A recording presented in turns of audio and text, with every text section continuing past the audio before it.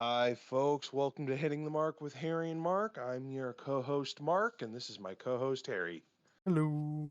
We are two idiots who love talking about things we have no idea what we're talking about. Mm, On the show, we go over our initial thoughts and impressions of the Halo Infinite multiplayer. yeah. Let's see. We discuss some of the wonderful intricacies. No, not intricacies.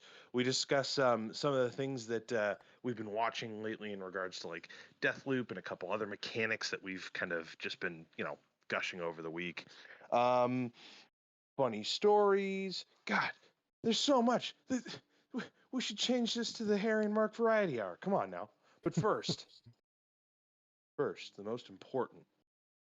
How was your week, Harry? My week was good. Busy at work, but good. Um, Funny stories. So I'm gonna get this one out of the back because you were talking about parrots. Or why I wrote parrots. So I was driving. Let's see. Thursday, I went to go recycle cans. Put throw it to a place. They give me cash for cans and plastic bottles and stuff. So I did. I was doing that, and on my way back, I was making a left on the street, and there's a lady walking towards me on my left hand side, and she just had two parrots on her hands, just walking down the street. Just that, just I was like, That's not some lady, what? dude. That's a fucking druid. Yeah, it was interesting. I never saw that, and I was just like, wait, what? I definitely like triple checked. Like I'm seeing this correctly, right? Like Did like a the quadruple take. Yeah, and she just would had a parrot in each hand slash arm, and just walking down the street. Like, damn, fair enough. But so there's that. That's the parrots. I started watching this series on Netflix. I'm sure it's is it is it a newer thing? Live no, right?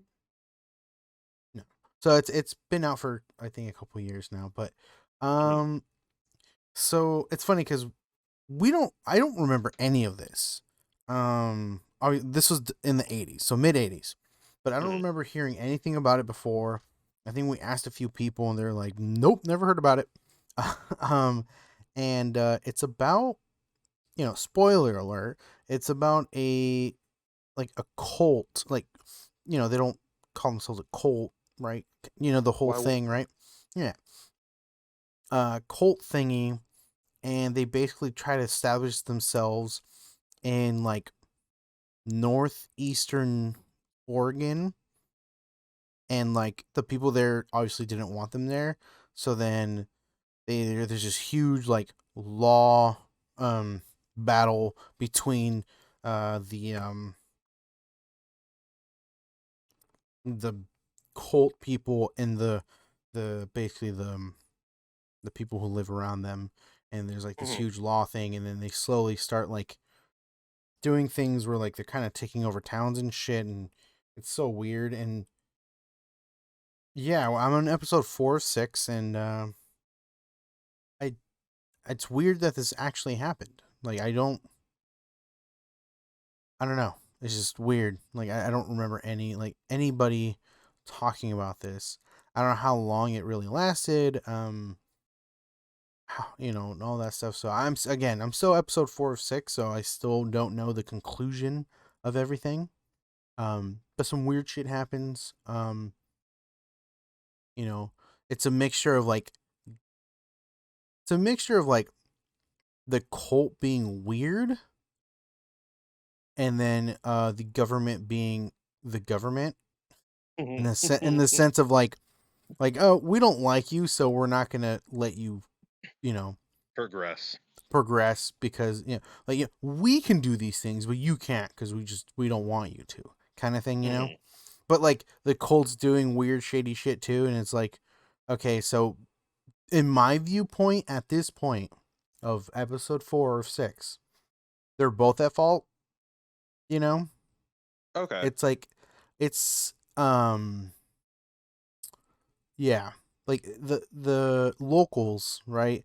uh I don't know, it's weird. So it's kind of like what you see nowadays, right? Where like people are very close minded and they're like just like yeah, it's just they're very close minded and they're just like Hmm. trying to get rid of these people because they're different. And that's where it all starts, right? So um basically it starts off like this cult, like the leaders of the cult buy this ranch that no one wanted, bought it out. It's like massive.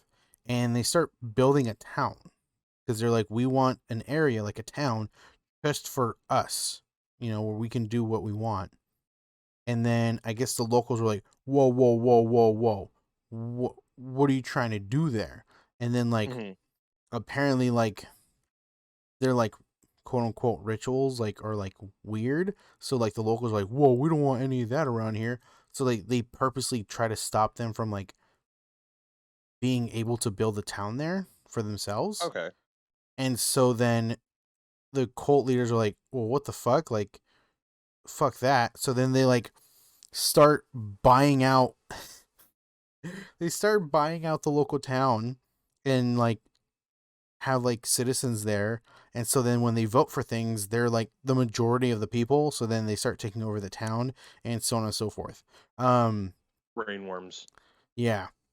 It's weird because it's like they're following the law, right? Like it's not against the law what they're doing, you know. They're just They're buying just out. using some legal chicanery.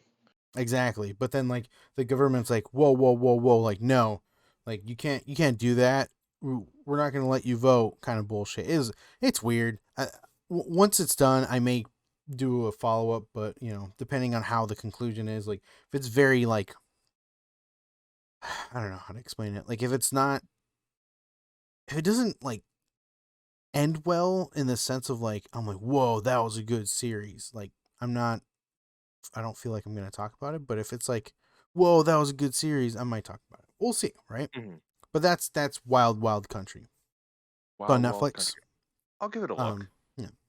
Um, I recently started.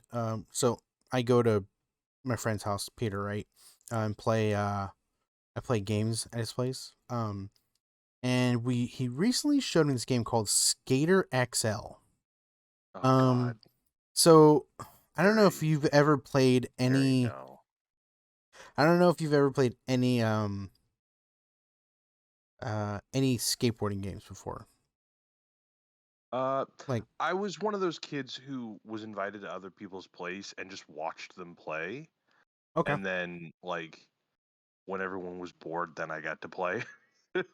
So fair enough. I have, and by then, like all of the workshopping on how to become better at shit like that and GTA and all that was kind Mm, of like over. So I rage quit all the time oh, okay. because I was stressed Yes.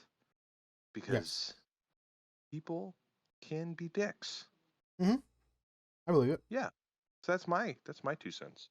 But no, I've never like done the skating grind. I know the whole Tony Hawk's like underground ball dick butt Yeah. whatever, but that's about it.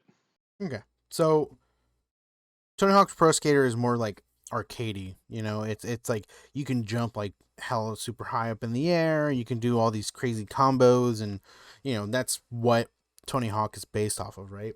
Just crazy Hmm. combos, million points, and shit like that. Um. So this game is not like that. This game is more so there's another game called Skate. When Skate came out, I think 2013 or so. I'm probably wrong. Um it was a more realistic game. So it was less about scoring high points and more about trying to look as real as possible, like Hmm. the like before, like in Tony Hawk, the way you used to make flips is you press X to jump, and then you either press square in a directional button to do certain flips, right? Right. And then you press circle in a specific directional button, and you do like a grab or whatever. Hmm. In Skate, it was different. In Skate, you would use the thumbstick, and depending on how you rotate it, like if you want, like, let's say you just want to do an ollie, you go straight down and then straight back up, and that's an ollie. If you want to Okay. do a kickflip, you'd go straight down and then you'd go like diagonal to the right, um, and that'll be like a kickflip or a heel flip. If you want to do like, a nollie, which is, with the nose, you go up and then, do the other. So it's like you can do crazy combos that way, like, and so you try to do as realistic as possible. Mhm. Um, this one, it's like to the extreme. Like, it's Like you could real. snap your neck trying to do an ollie. Yeah, exactly. No. Yeah. So basically it's each thumbstick is each foot. Okay. And I take it So you're like working the thumbsticks individually for like aerials and whatnot. exactly. So if you want to do like a flip, you would have to like use your right thumbstick to like y- whatever your right foot does, and then the left thumbstick for whatever your left foot does. Mm-hmm. So you'd have to like basically, like, the way you make do a kickflip is you use one foot to pop the skateboard up, and then you use your other foot to kick it to make the flip. So you would have to use your right thumbstick to pop up the skateboard, and then your left one to kick in the middle of the air to make it do a kickflip kind of stuff. Mm-hmm. And yeah, it was intriguing. Like, first getting to, like, I got the hang of it, but it was actually a really cool concept of, like, each thumbstick is a foot, and everything's everything's pretty realistic. Like, in another thing with Tony Hawk is, you just get to a rail and you press triangle and you start grinding. Right? It's just whatever. You just start grinding. You press triangle and it'll grind. It's not trying to be realistic at all. It's just, I want to grind. I'm gonna press triangle. You can kind of grind whatever you want. Mm-hmm. Um and in Skate, I believe it was different, where like you had to land specific. Depending on how you landed on the whatever you wanted to grind, that was what you grind. So like if you wanted to, let's say you want to do a nose slide, you'd have to shift your body to where it would be a nose slide.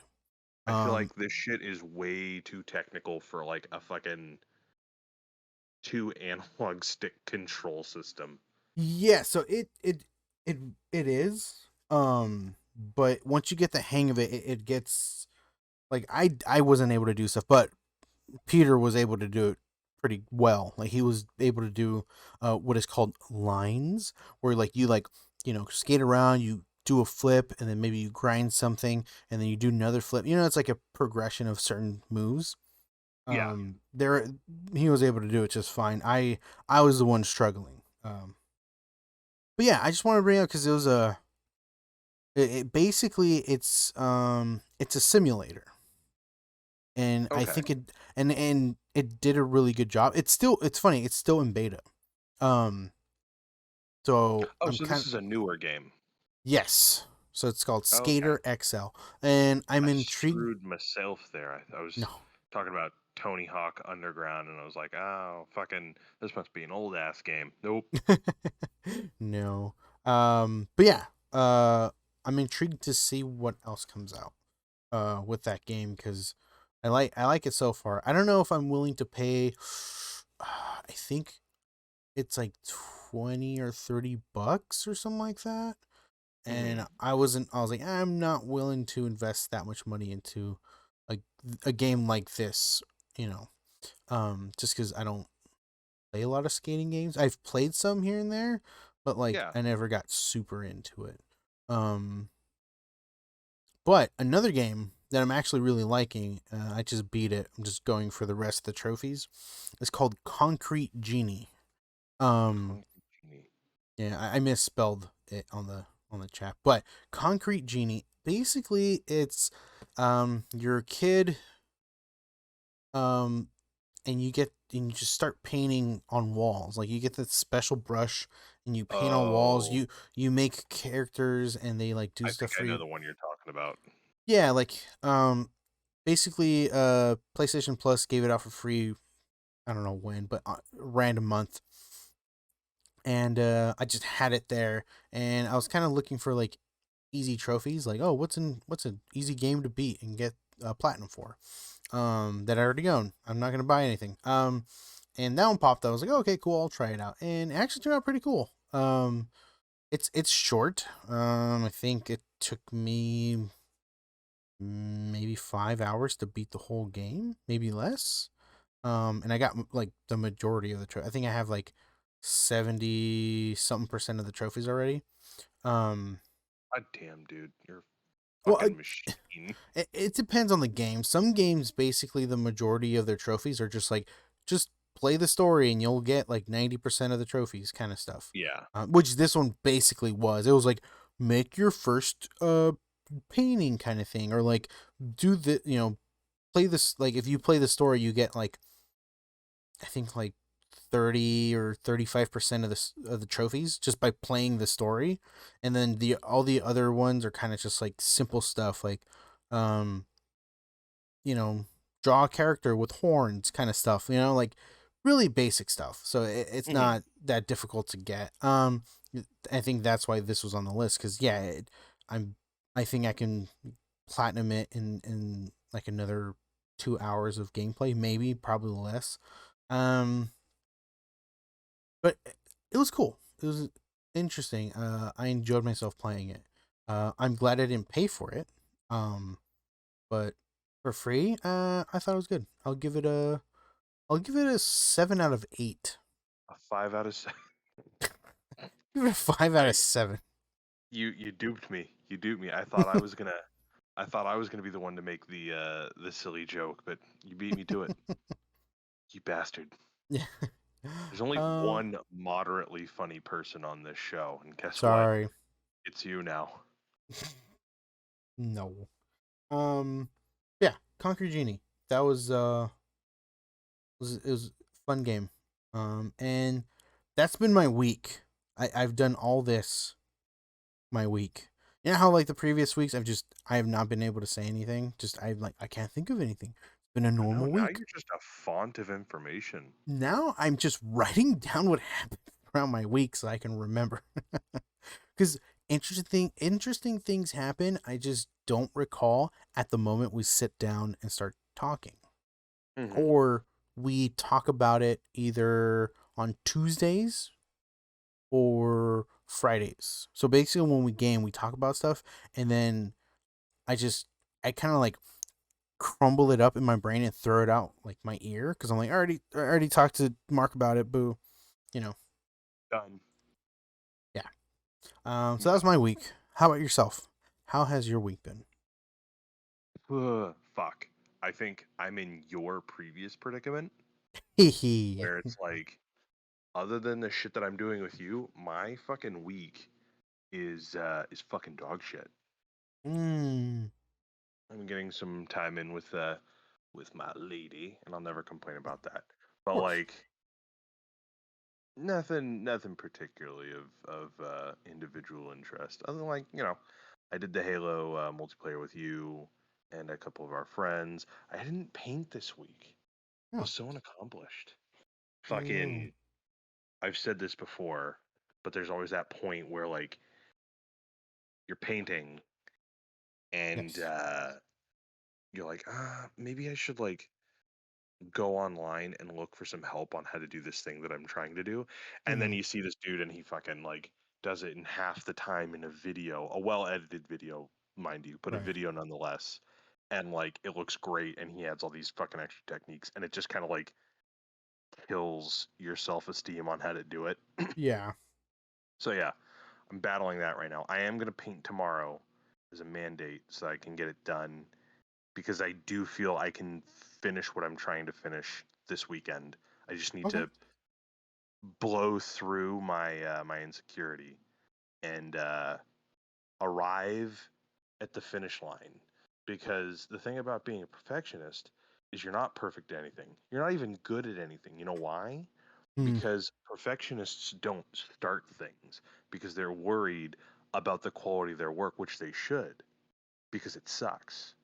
But you don't get better if you don't try, and a perfectionist doesn't usually try because they're worried that their end result won't look fucking stellar, which doesn't make sense, but you Mm. know.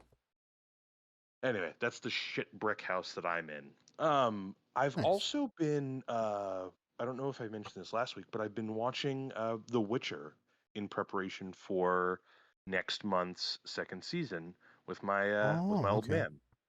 So there's actually something that received a lot of criticism, I think rightly so, but when I rewatched it, Mm-hmm. this thing I ended up really enjoying. A lot of people criticized the timing, or not timing, but like the different timelines. So Okay. in order of like the amount of time spent, you have Yennefer Vangerberg's. It doesn't matter if you nearly don't, if anyone knows this or not. These are just characters. No need for explanation. But the show takes place over what I would say is probably like 50 years. Um, and you have a mage, Yennefer Vangerberg, who lives exceptionally longer than humans, and she takes up like the beginning of her story is like 50 years before the ending of the first season, and then you have Geralt of Rivia, who is like this genetically mutated monster hunter who lives a little bit longer than human beings on average, and has like unnaturally gorgeous biceps. Uh, and then he's the second longest story. His story, I would imagine, is about like 14 years, Mm-hmm. 14 or 15 years. And then you have Ciri, and Ciri is the young princess of this kingdom that is sacked by an opposing kingdom, and she has to go find Geralt, and her story is like in the span of a couple days. Probably I'd Oh. say about two, like a week and a half. So upon watching this for the first time, it's very confusing. Um, you have to pay attention to certain dialogue that's signposted where you are when you are. Um, Mm-hmm. but on first viewing, it is a problem. Um, on second and third viewing, I really do like it. It creates a good sense of like where you are in relation to the story.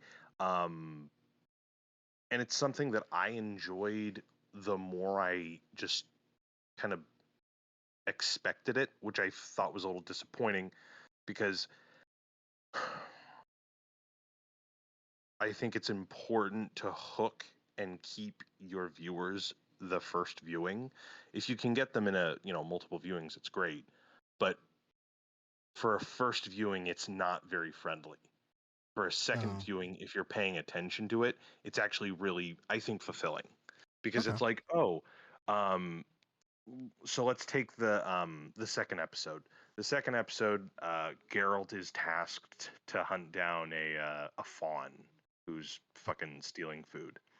You find out that the fawn works for Philivandrel, who is a refugee elven prince or lord who is moving into the mountains with other elves because they're being forced out by the local population or the new colonizing local population, right?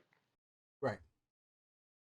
And at the end of it, it's resolved with Geralt of Rivia, instead of fucking murdering everyone, just persuading them like, hey, uh, your pride isn't worth the rest of your civilization ending.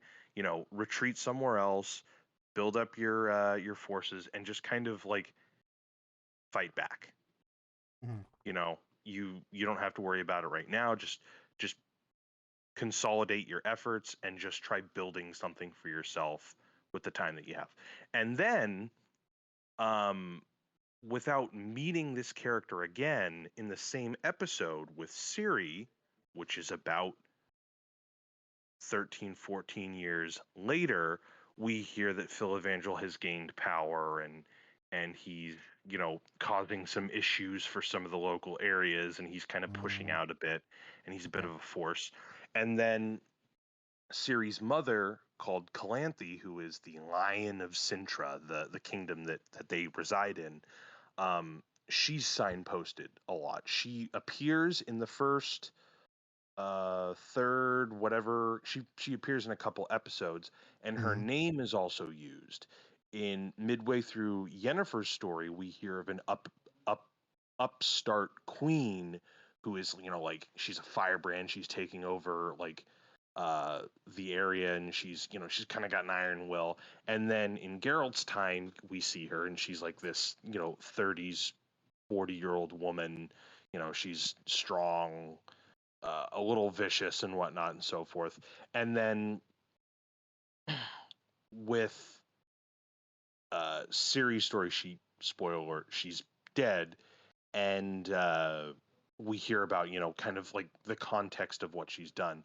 But it actually helps that in Yennefer's story, we mention her more as well.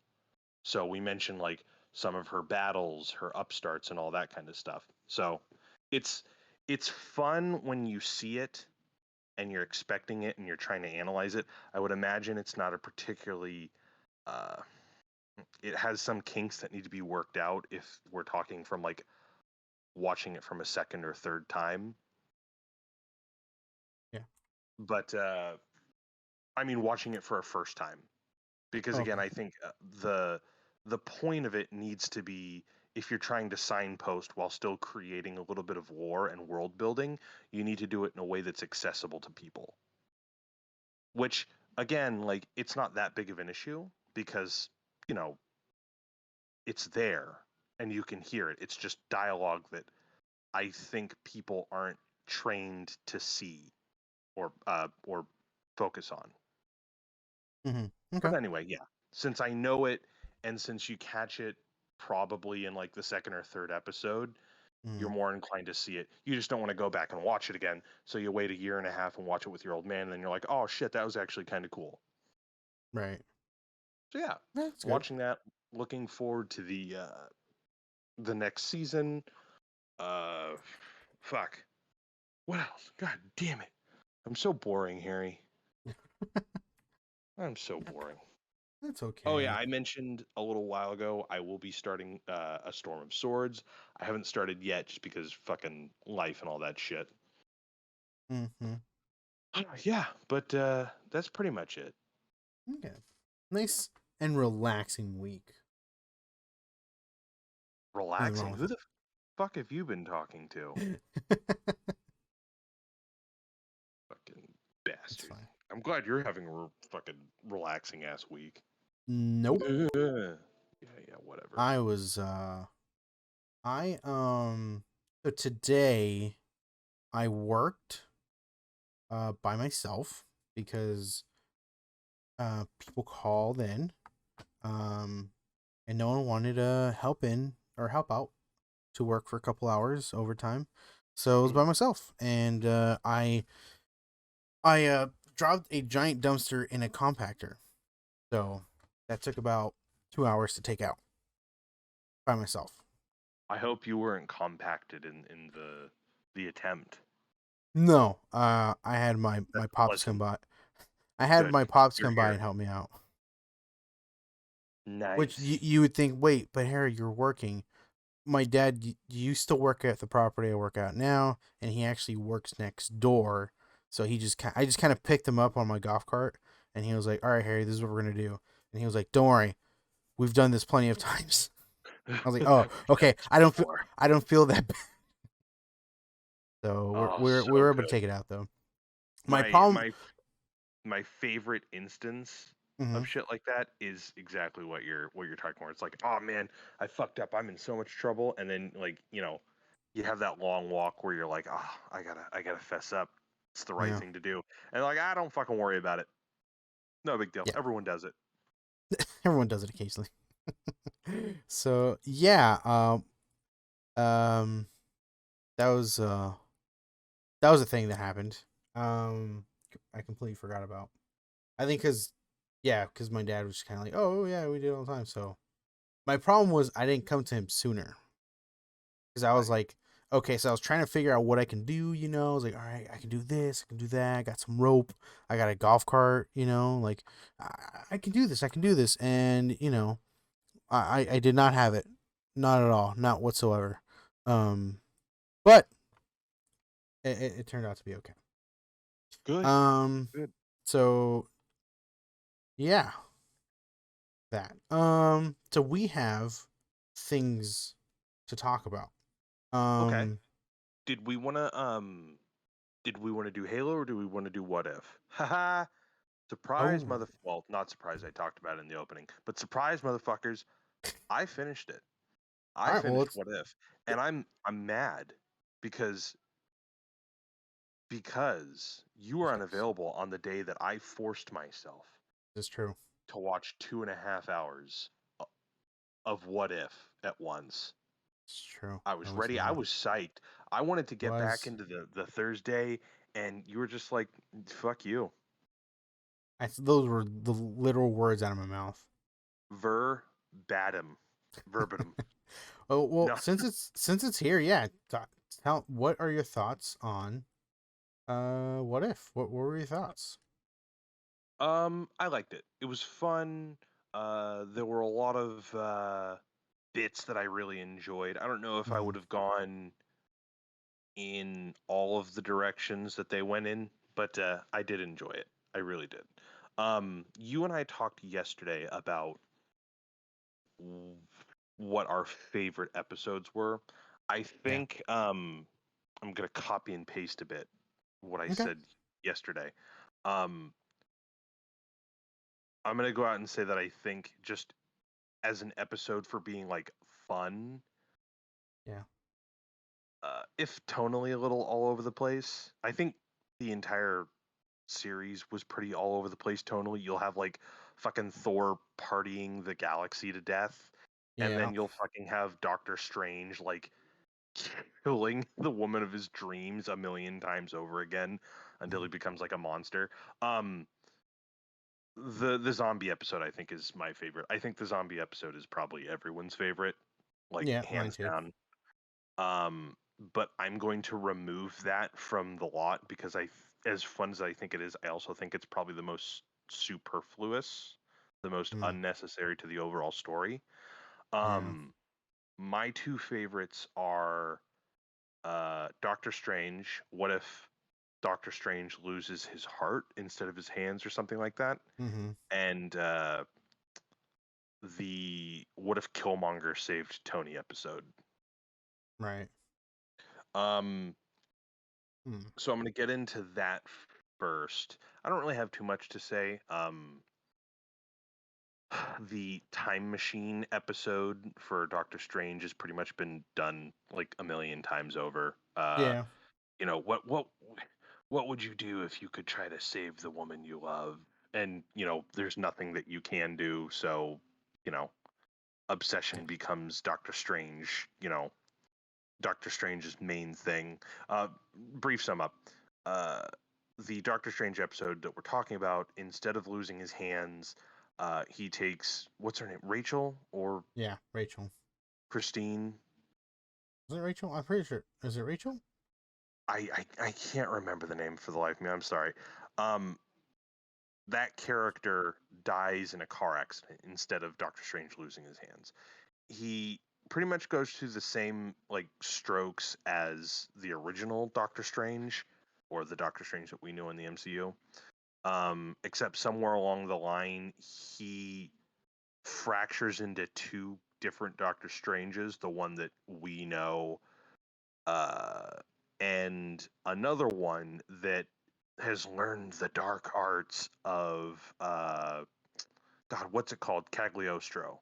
And he's learned Mm. to harness like the magic or the soul essence from other magical beings, and he's kind of turned himself into this monster to learn how to bring people back from the dead.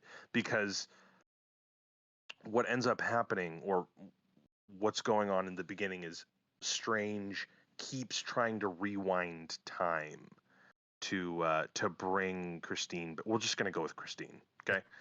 keeps trying to Works bring here for me. Christine back. Yeah. And the split is, I can't remember the fucking jigamahig about how it goes about, but essentially you have Strange who accepts that he can't go back and change the past. So his hands are fine, but he's got the heartbroken chip on his shoulder, and yeah. And then you have Evil Strange, or that Strange, who's just so, he believes he's just so close to saving Christine, and at the end of it he does bring her back for like a moment, and she's Yeah. disgusted by the thing that he is, because at the end of it, um what Evil Strange is doing by taking all these magical souls is he's like destabilizing some of the other universes or something along those lines. I can't quite remember. He needs souls to increase his power, so he's taking from like a neighboring universe, and Good Strange tries to stop him and fails. And Evil Strange and him merge, and in that moment, he brings back Christine, except she's like disgusted by him because he's a monster. And that's how it ends. Also, they warned him that like the universe he's in can't handle that her being alive, and he would Oh, like that's what it it would is. it Okay. would just it would destroy the universe, which it did, but he was able to save himself Yeah, he brings her by back at the cost of that universe. Like he destroys yeah, that whole fucking universe because of it. and she ends up Um, dying anyways. yeah. I mean, out of all of them, like it's not fun, but I Something like that about they it. took this So, character and they made him like kind of a bad guy. Like you're this dude who just yeah, destroys everything. I don't it, find it too compelling. I don't really find many MCU like bits that compelling, but it was still enjoyable, I think, in the way that it was trying to create like this character who, you know, who we know, who we usually root for, turned into kind of like a bit of a, no, yeah, a bad guy. A bad guy. yeah. Um and then the other one is, I think, the following episode, Killmonger saves Tony. Mm-hmm. Um, so it plays out exactly how it would in 2008. They're in Afghanistan. Tony Stark is unveiling the Jericho missiles. They're in the Humvee, and he's doing the whole, "Oh, throw no gang signs, just kidding, throw it up." Um, and it's attacked by the Ten Rings, except instead of being incapacitated by one of his own missiles, it is grabbed and thrown half fucking mile away by Eric Killmonger, or Eric Stevens, I think it is, right? Yeah. Uh, AKA Killmonger, AKA Ndjaka, the Crown Prince of Wakanda. So this one, I think, it's pretty dour. I think I probably got a bit of a style, I guess, a pattern. Mm-hmm. Um, I don't necessarily care for the aspect of the you know Njidaka making an army to just steamroll over Wakanda and the United States forces. I don't really care about that. What I did really enjoy, however, was the manipulation and toll Killmonger has on Tony Stark. Mm-hmm. Um, I've never read it, but there's a really well named title called Demon in a Bottle, which takes which this episode takes a lot from. Uh, the whole idea of Tony Stark's alcoholism. You don't get that too much, I think, in a serious way in this episode. There's drinking, which alludes to it, but his drinking, I don't believe, directly affects his mental state in this episode. Right. Um, but it's nice to see that Killmonger is kind of taking advantage of a character who doesn't have that learning moment. And they point that out in the beginning of the episode. They do a montage of him, uh, at New York sacrificing his life, at Sokovia sacrificing his life, in Endgame in New York sacrificing his life for the final time. And it's this character who is molded by his time in Afghanistan, meeting Yeah. Ensign, deciding that he wants to fight for something. Whereas this Tony Stark doesn't have any of those redeeming qualities. He tries to at some moments because of the loss of his friend. Spoiler alert: Eric Killmonger does frame. Uh, how do they go about that? I've probably seen this sooner than Mm, you, and you remember it better than I do. Eric Killmonger manages to persuade Tony to build a drone program, uh, and he does because he's a fucking alcoholic idiot. Um, but they need vibranium because Tony Stark hasn't built the arc reactor because he never needed it. Um, so they go to get some vibranium. The only person that they do have is Ulysses Claw, and they send uh, God, what is his name? Off the I for the life of me I can't remember at the moment. They send War Machine, oh yeah. and Wait, is War Machine a while thing? No. no, they don't send War Machine, but they send Rhodey. That's his name, James Yes. Rhodes. Yes. Uh, they send Rhodey to go and liaise with Claw to get the vibranium. Mm-hmm. And in the middle of that transaction, Black Panther comes. He's, you have used my vibranium. And now that sounds like Bane. Never mind. I'm not even going to try. Um, You tried. yeah, one tribe. No, that's better. He comes in, he does his, Black Panther, you know, colonizer, indigenous imperialism. You Mm-hmm. took our vibranium thing.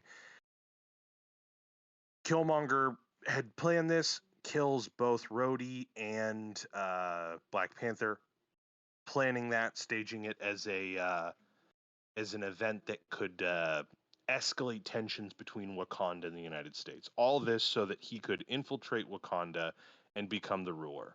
Um, at the end, it's kind of like, oh, it's kind of cute. Like, for some reason, Shuri and Potts team up as if there was any kind of like evidence, but we'll get to that in a bit. Um, Yeah. Back to the main point, the effect it has on Tony. I do like that version, that depiction, because in the previous, or I think in the second episode, we get, the Tony Stark who just gets fucking killed, like right Yeah. off the bat. But I do like this different version of Tony Stark where it's like, hey, I didn't learn any of the mistakes. I didn't learn who I could be. I'm the same guy who's willing to, create weapons and yada yada. It's only at the very end where he comes like barely a third of the way to who he could be. I don't know. Yeah. The manipulation of the character I thought was more entertaining than the uh, the attempt that Killmonger makes to take over power. Yeah. Overall, I really enjoyed the franchise or the series, like you were saying too.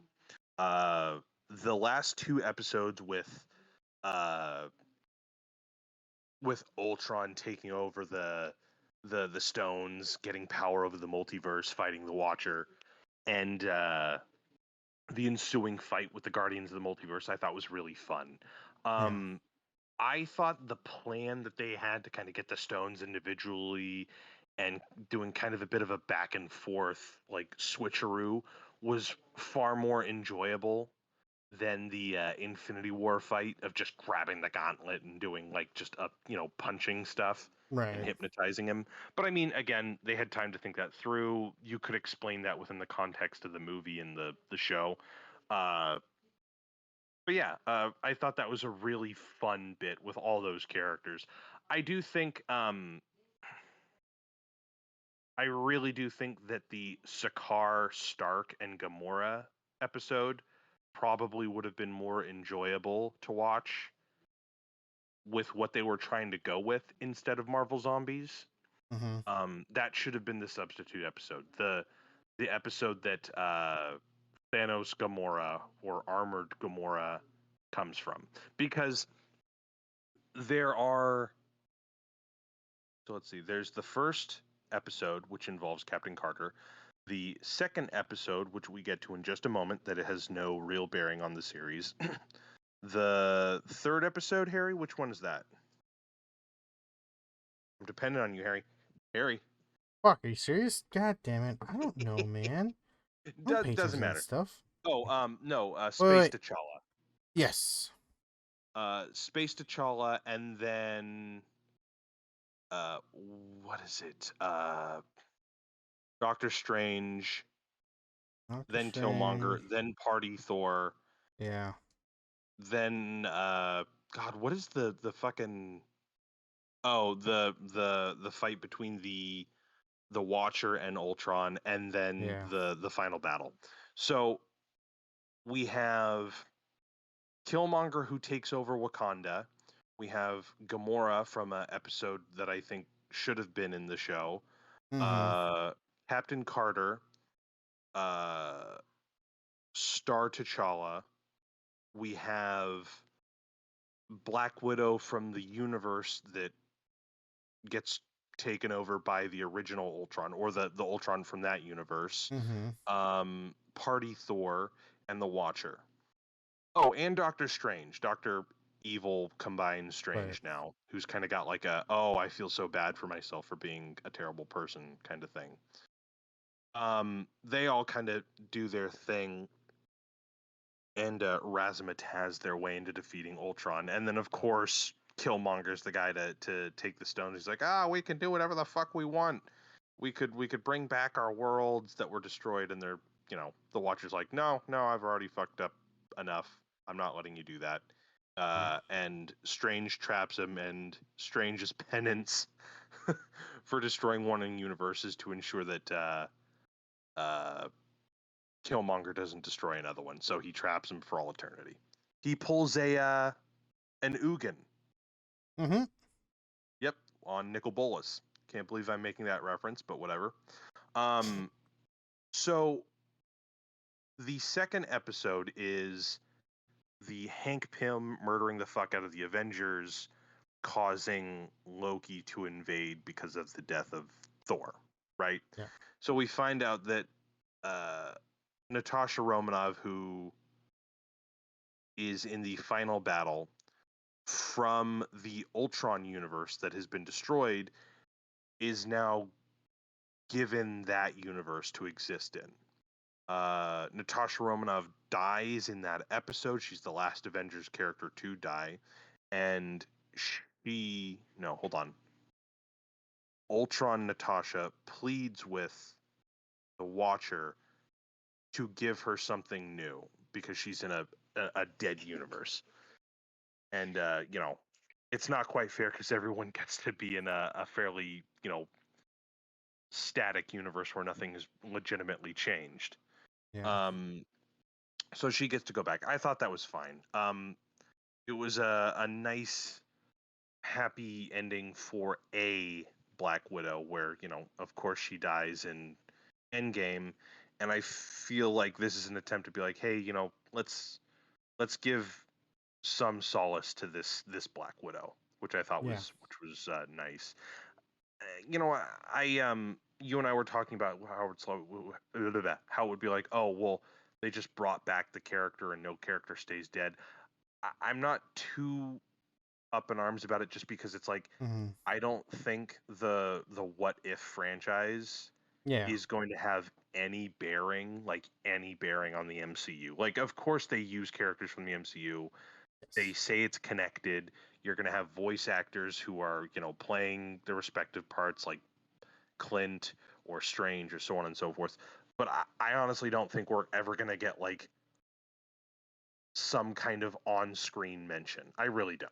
So I honestly don't mind. And even if we did, the idea of like some like character from another universe who just comes over, I honestly wouldn't mind seeing like, oh, my Natasha is alive in this world. I wouldn't mind a reference, but yeah, I could see where your critique might have come, where it's like, well, why can't a character just stay dead? And then I Yeah. bring you the multiverse. Yeah.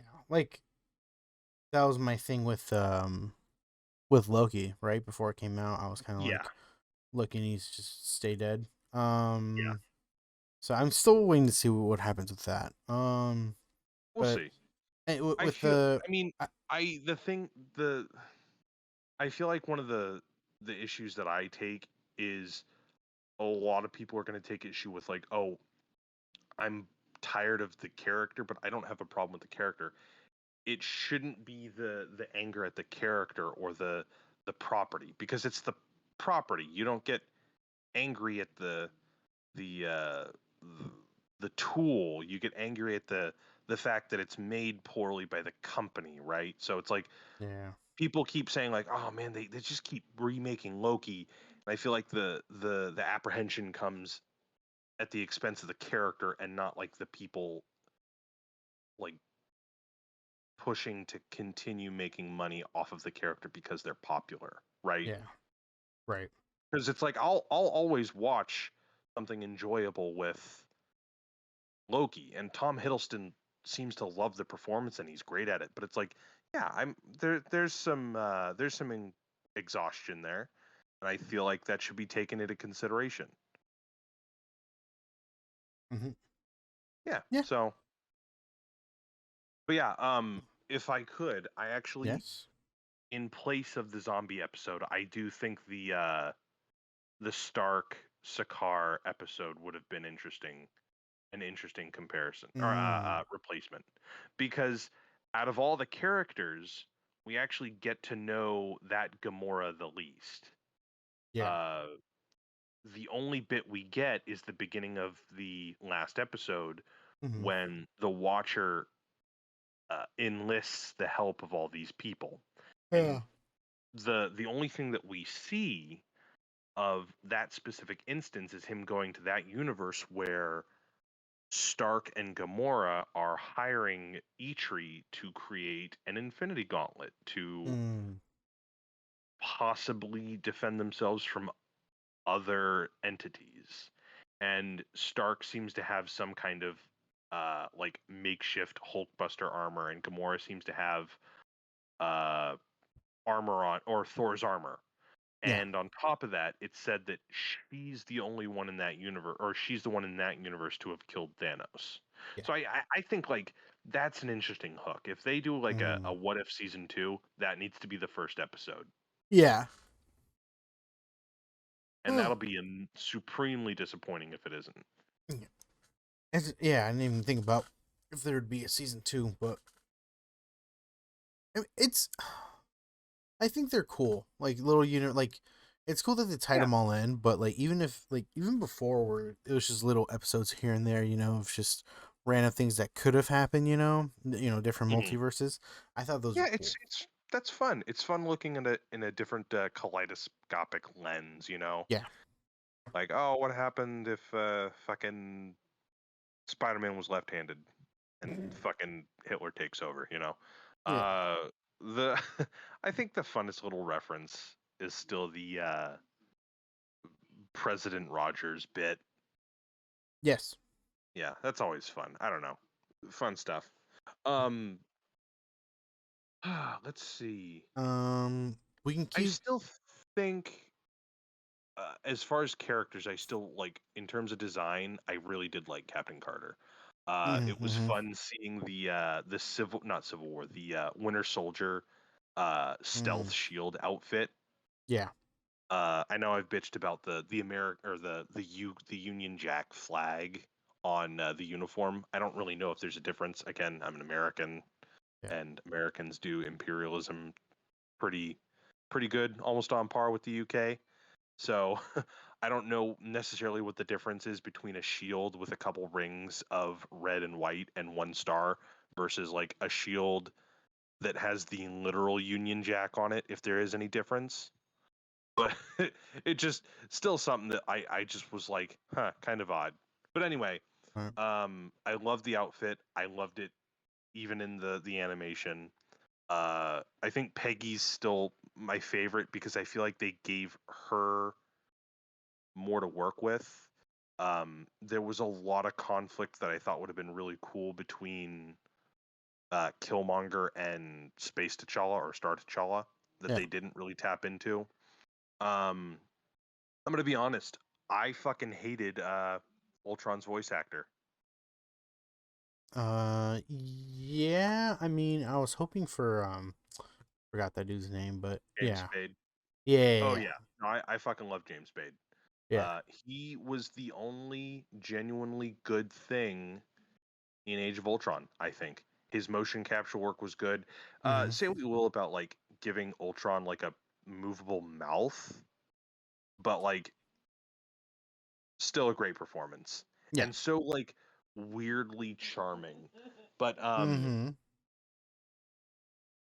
clearly you've never broken an omelet, or clearly you've never made an omelet. There's just Yeah. like there's some like charm in his voice that Mhm. Mhm. I like a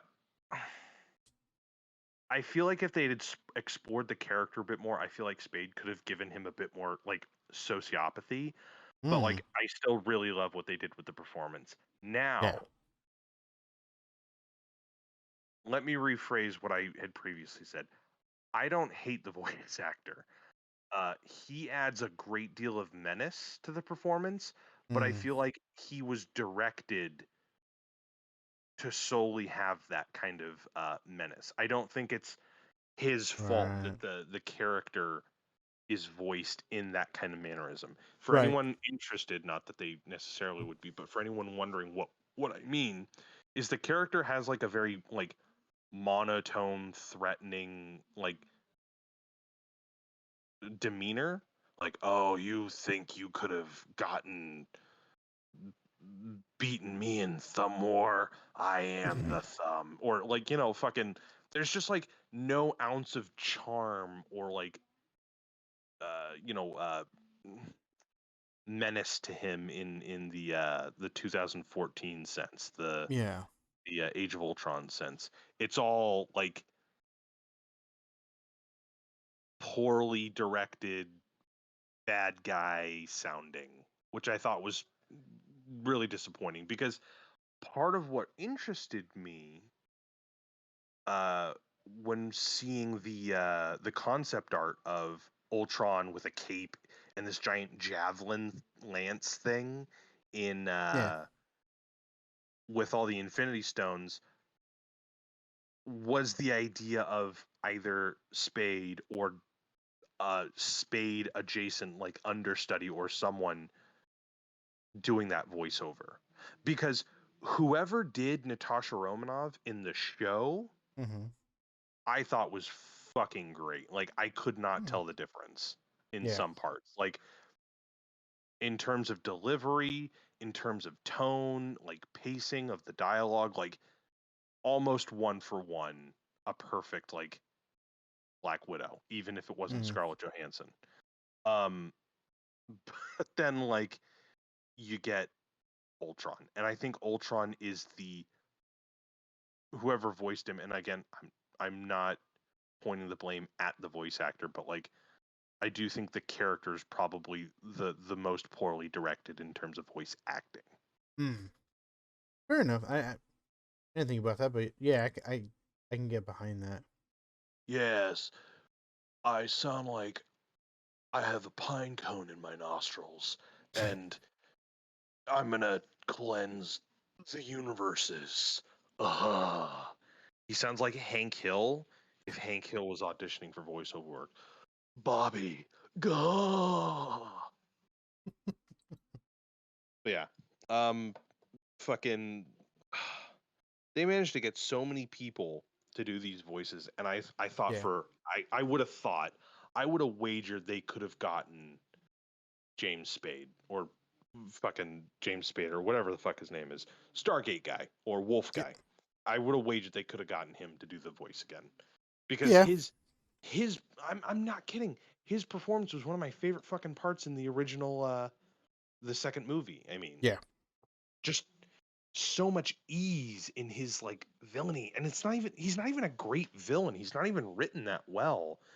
Like it's almost all James Spade who does the selling of the character. Yeah. Anyway, and whatever. But yeah, overall fun. I'm looking forward to seeing Zombies 2 and Mhm. seeing what other stories they have. Yeah. But yeah, I um yeah. It, I'm trying to remember if because we haven't talked about What If at all, right? I've only no, just we haven't. okay. Yeah, I've been Um trying to get you to watch it, and you just keep putting it off and putting it off. um I just don't know what to say about it now. yeah, I think like I said before, I liked the little stories here and there. Like they put it together fine. I liked it. It was just the whole Black Widow being resurrected into the universe. But you're right. The chances of that happening in the actual MCU are, you know, little to none. Just because to get someone like Robert Downey Jr. to come back or Chris Evans to come back, as the characters they portrayed, um, is gonna be hard, right? Monumental. Yeah. Yeah, it's gonna be. I mean, in reality wise, it's gonna be worth a lot of money. Yeah. I think they're done. They're just like, I'm done being this character. I want to do something else. Like Yeah, I and made good my for money. them too. Like I Yeah. feel like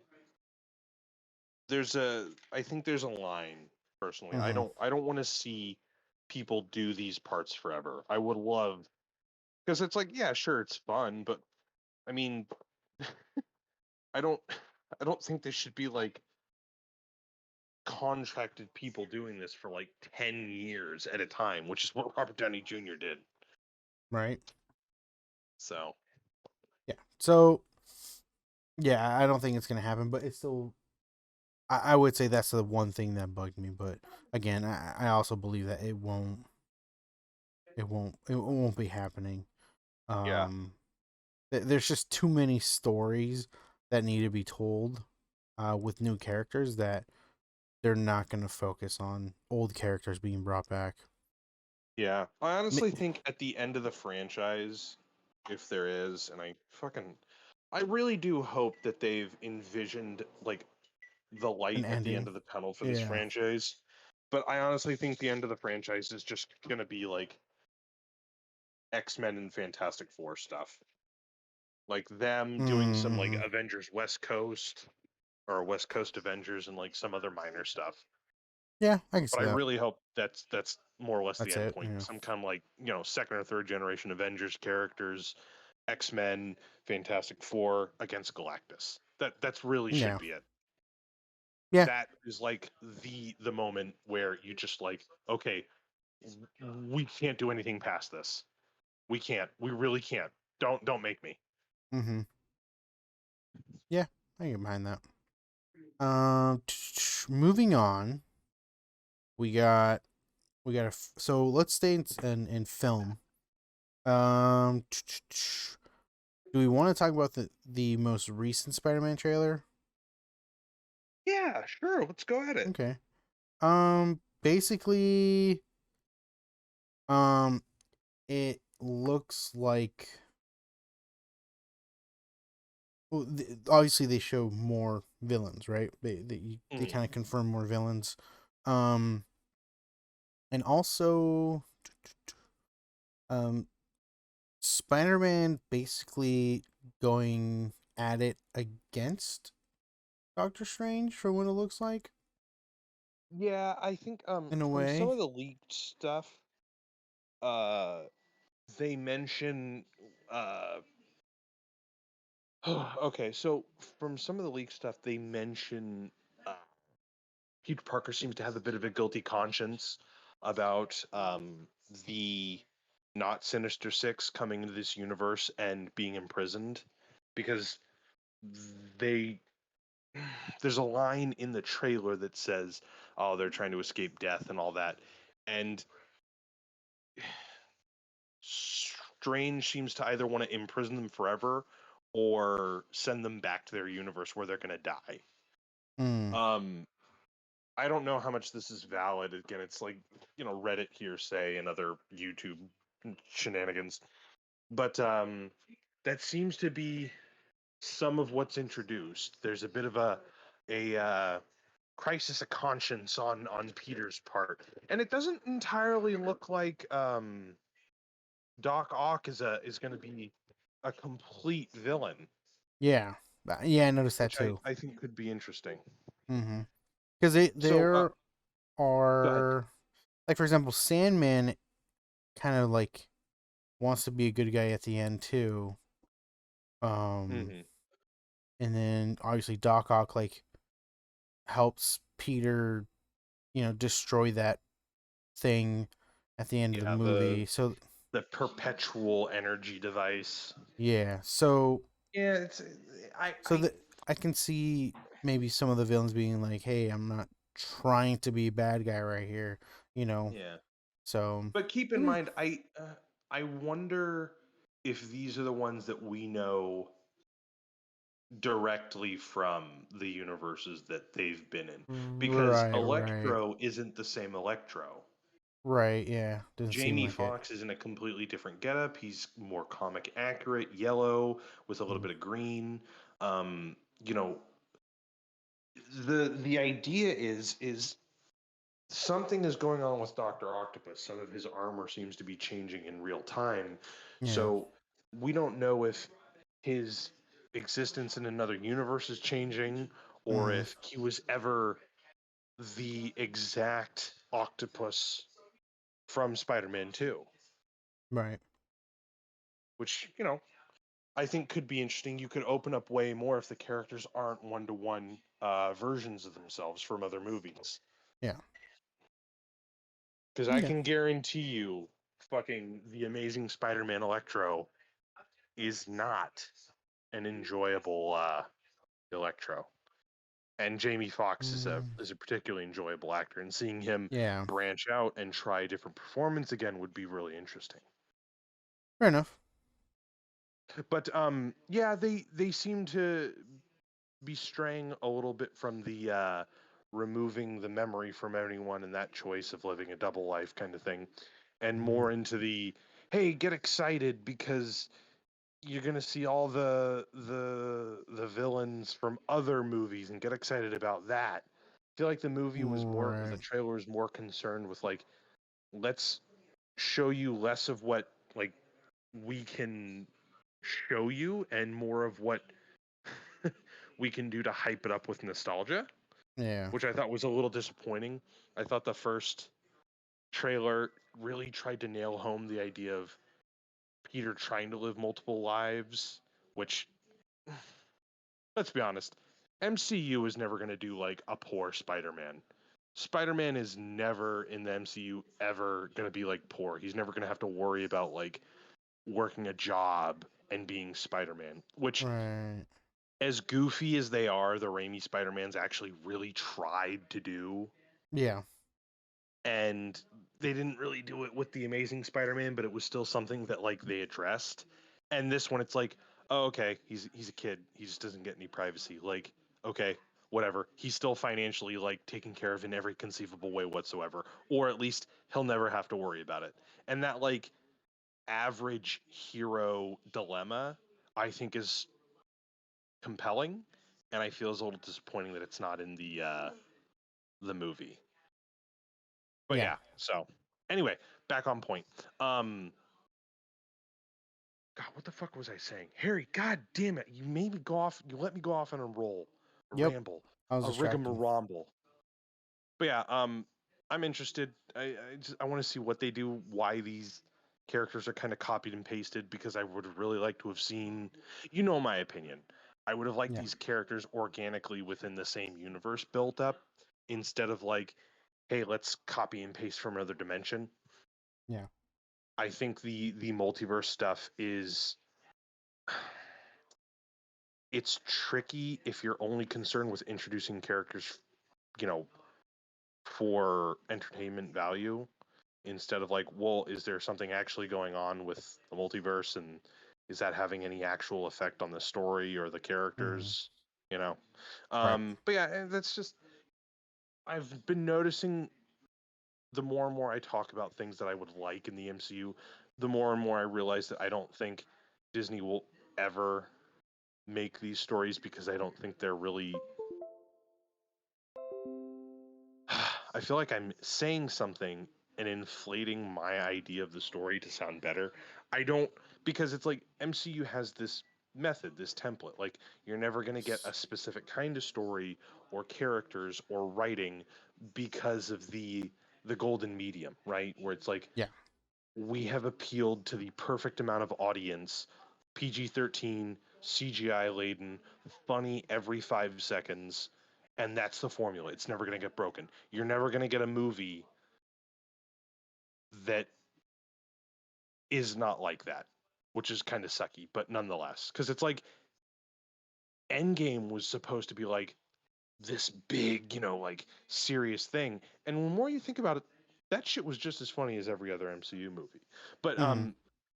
back to, I feel like when we were talking about Loki and we were talking about a couple other stories, I feel like the less is more approach would have been better, right?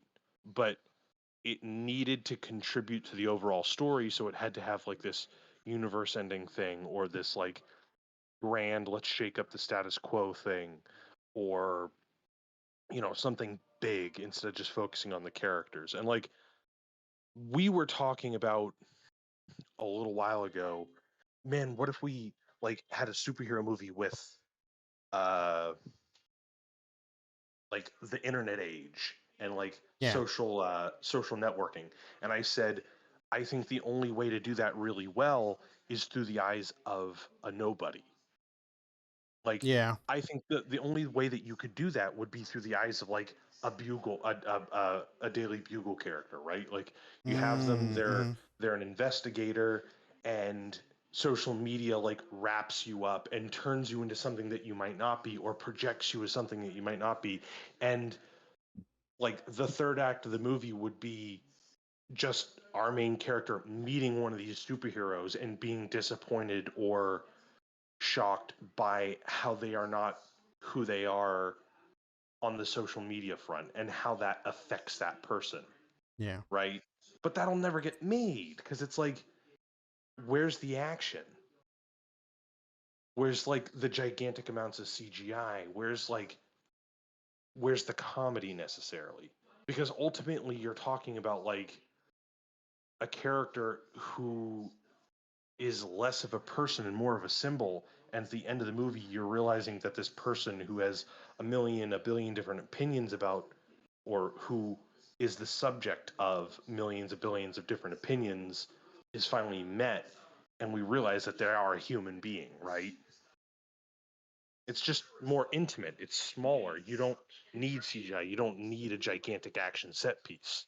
It would Mm-hmm. be almost all entirely character driven with 90 minutes at least. Yeah. But yeah, anyway, sorry. Back to fuck on point. Alright. Spider Man. Um. Yeah. No. The trailer was fine. I mean, Where I fucking fell into that diatribe. no, it's fine. I just I don't know. Like, it's a different, like, it just reveals a little bit more, and I'm not 100% sure about it yet. I'm still gonna go see it. Oh, of course. Yeah, we But both will. yeah, yeah, I mean, I'm yeah. excited for like a summer or like a just an action movie. Period. Right. Um, did Side question? Did you end up watching Ghostbusters? No, I didn't. I'm a good friend, and I decided to wait, which is why I'm gonna hold it over you that we probably do a double feature on fucking half price ticket Tuesday, and we watch Welcome to Raccoon City, motherfucker. Ooh, fuck. Yeah, Okay. I mean, yeah, I'm's the mm-hmm. downs. Yeah. Your blood's fucking pumping now, huh? Yeah, Bitch. I don't know yeah. why I'm using a bunch of expletives. I'm sorry. I didn't mean to, Harry. I forgive me. You good? I'm Okay. sorry. Uh, St. Helena's Church, the only people who watch us listen to us. Yeah. Harry, Yeah. I am excited for Spider-Man. Yeah. Same here, man. We'll see So, what happens with all that. Next up, we have. I'm just gonna throw it out there. You already read it, but it's gonna be Hocus Pocus 2, and I'm not. I I I have no feelings towards it. Um, the first one is nostalgic, but Enjoyable. it's enjoyable. But I'm not gonna go out of my way at all to see a second version. You Um, fucker. I'm sorry. It's just look. I don't know how many times we've seen a sequel to a movie that was made a while ago, and it turns out awful. I Yeah. there's no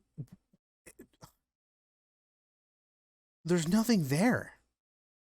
There's Yeah. nothing there. The story has been told. It's done. If there's Okay. literally a Hocus Pocus movie and it has nothing to do with any of the people from the previous movie, and they manage to make a good fucking movie that just happens to have the name Hocus Pocus, I would be so fucking pleased with that. Yeah. But Okay. we're probably going to get a fucking Men in Black 2. Men in Black 2 Yes. is the perfect example of just something for the sake of being a sequel as a sequel, right? Yes. Where it's like, okay, nothing, literally nothing about the status quo, not the status quo, I don't mean to use that. Nothing about the conditions of the movie changes. I love picking on Men in Black 2. Like, Mm, it's who doesn't? successful or enjoyable because of the fact that Men in Black 1 exists, right? Yeah. Where it's Hmm. like K gets his memory wiped at the end of the first movie, right?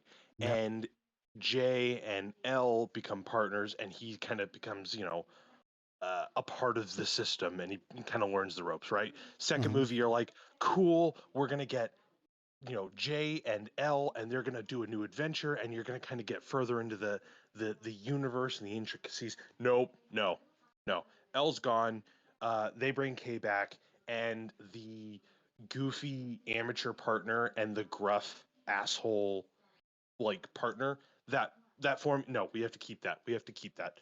We're not going to change anything at all. Yeah. So that's what I feel like Hocus Mapocus is going to be like Oh yeah. Doses, because it's like it's just a sequel. It's like I don't have an issue with sequels. Like I love with all of my taint Knives Out, Yeah. and I'm really fucking excited for Knives Out 2 and possibly a third one. But it's like there are differences that they want to try to do. If they'd had made a Hmm. Knives Out 2 and it has all the same characters and it's just doing kind of the same thing, that would be a very disappointing story. Now, whodunits have kind of a different formula where you can get away with that, so I'm probably Yep. using a bad example. But like the concept of taking a sequel that you don't add anything to the story or add Hmm. anything to your characters or add anything to the overall, like, I don't know.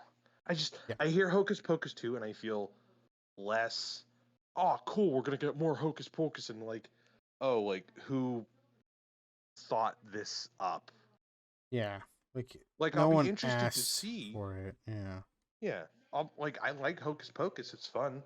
I'll be interesting to see what they offer. Again, like don't hate the product, but Right. that's what it is. It's a product. I can't blame it for existing. I could just point that it is the product of a series of choices that companies are making to make money. Yep. Like again, like it's the same thing with the MCU. I like the movies. I can also admit that like they're products. Yeah. So, but yeah, I'm again, let's see how it goes. We'll be reviewing it. We'll be reviewing it here on Hitting the Mark with Harry and Mark when it comes out. Are we? Yeah, fuck Okay. yeah. I'm gonna All make your right. ass watch it. And it's like, but here's the same thing too. Is it's like, Welcome to Raccoon City is a reboot of a video game franchise that's already been adapted into an 8 movie franchise. Wait. There's 8 movies. Yeah, Holy shit. or 7. Either way, Doesn't matter. it's They're over too many. 5. Yeah, that's 9 too many. And it's like, here's the thing. They've got Leon Kennedy, and he doesn't look like dog shit. They've got Claire and Chris Redfield. They have, they have fucking Albert Wesker, and it's like, oh, it looks kind of cool, and it's like, oh man, it looks more like the game, and it looks like it's got a little bit more style to it, and a visual flair, and it's like, I'm sure the movie, in terms of like an average, not summer, but like summer blockbuster or summer horror action blockbuster, Yeah. fine. I'm sure the movie over as a whole is just a movie that wants to copy on live action Resident Evil. Like Yeah. I'm sure it doesn't really add anything, Yeah. right? True. I'm sure Yeah. it could be more enjoyable than the previous, most of, if not all of the previous Resident Evil movies. That might depend on your mileage, but Right. like, does it really need to exist? I won't deny that, like, oh hey, it looks kind of interesting, and I wouldn't mind seeing it, but like, let's be honest, it's it's a reboot to a tired franchise of an even more tired video game franchise now, Right. and they just keep making it, right? So we'll see. We'll fucking see. we're gonna We'll we're gonna fucking hold see. off on our review of Raccoon City so that we can review them both, Hocus Pocus 2 and Raccoon City, at the same time. No, we're not going to do that. We're going to No. review Raccoon City fucking next week. You bet your fucking taint hairs. Yeah, we will. What else? Hocus Pocus. Did you want to dabble in Star Trek? Yeah, fuck yeah. Season 4 of Star Trek Discovery came out Thursday. It is titled Kobayashi Maru, and for any fans of the franchise, know that the Kobayashi Maru test is a rigged Starfleet Academy test which measures your resolve under unwinnable odds. So the test is an event. You're in a simulated starship. You're a captain, and the Kobayashi Maru, the titular vessel of the test, is downed and is leaking some kind of exhaust. The crew of the ship are seeking rescue, and 2 Klingon vessels attack while you're trying to rescue them. The idea is you can't win this situation. The Mm. point of the test is to evaluate you, not how you do, how you get these people out, yada yada. Kirk is the one jackass who beats it because he cheats the system. He games the computer system so that he can win. And fuck him for that. But the episode itself really ties into that concept. The Federation is no longer on the back foot.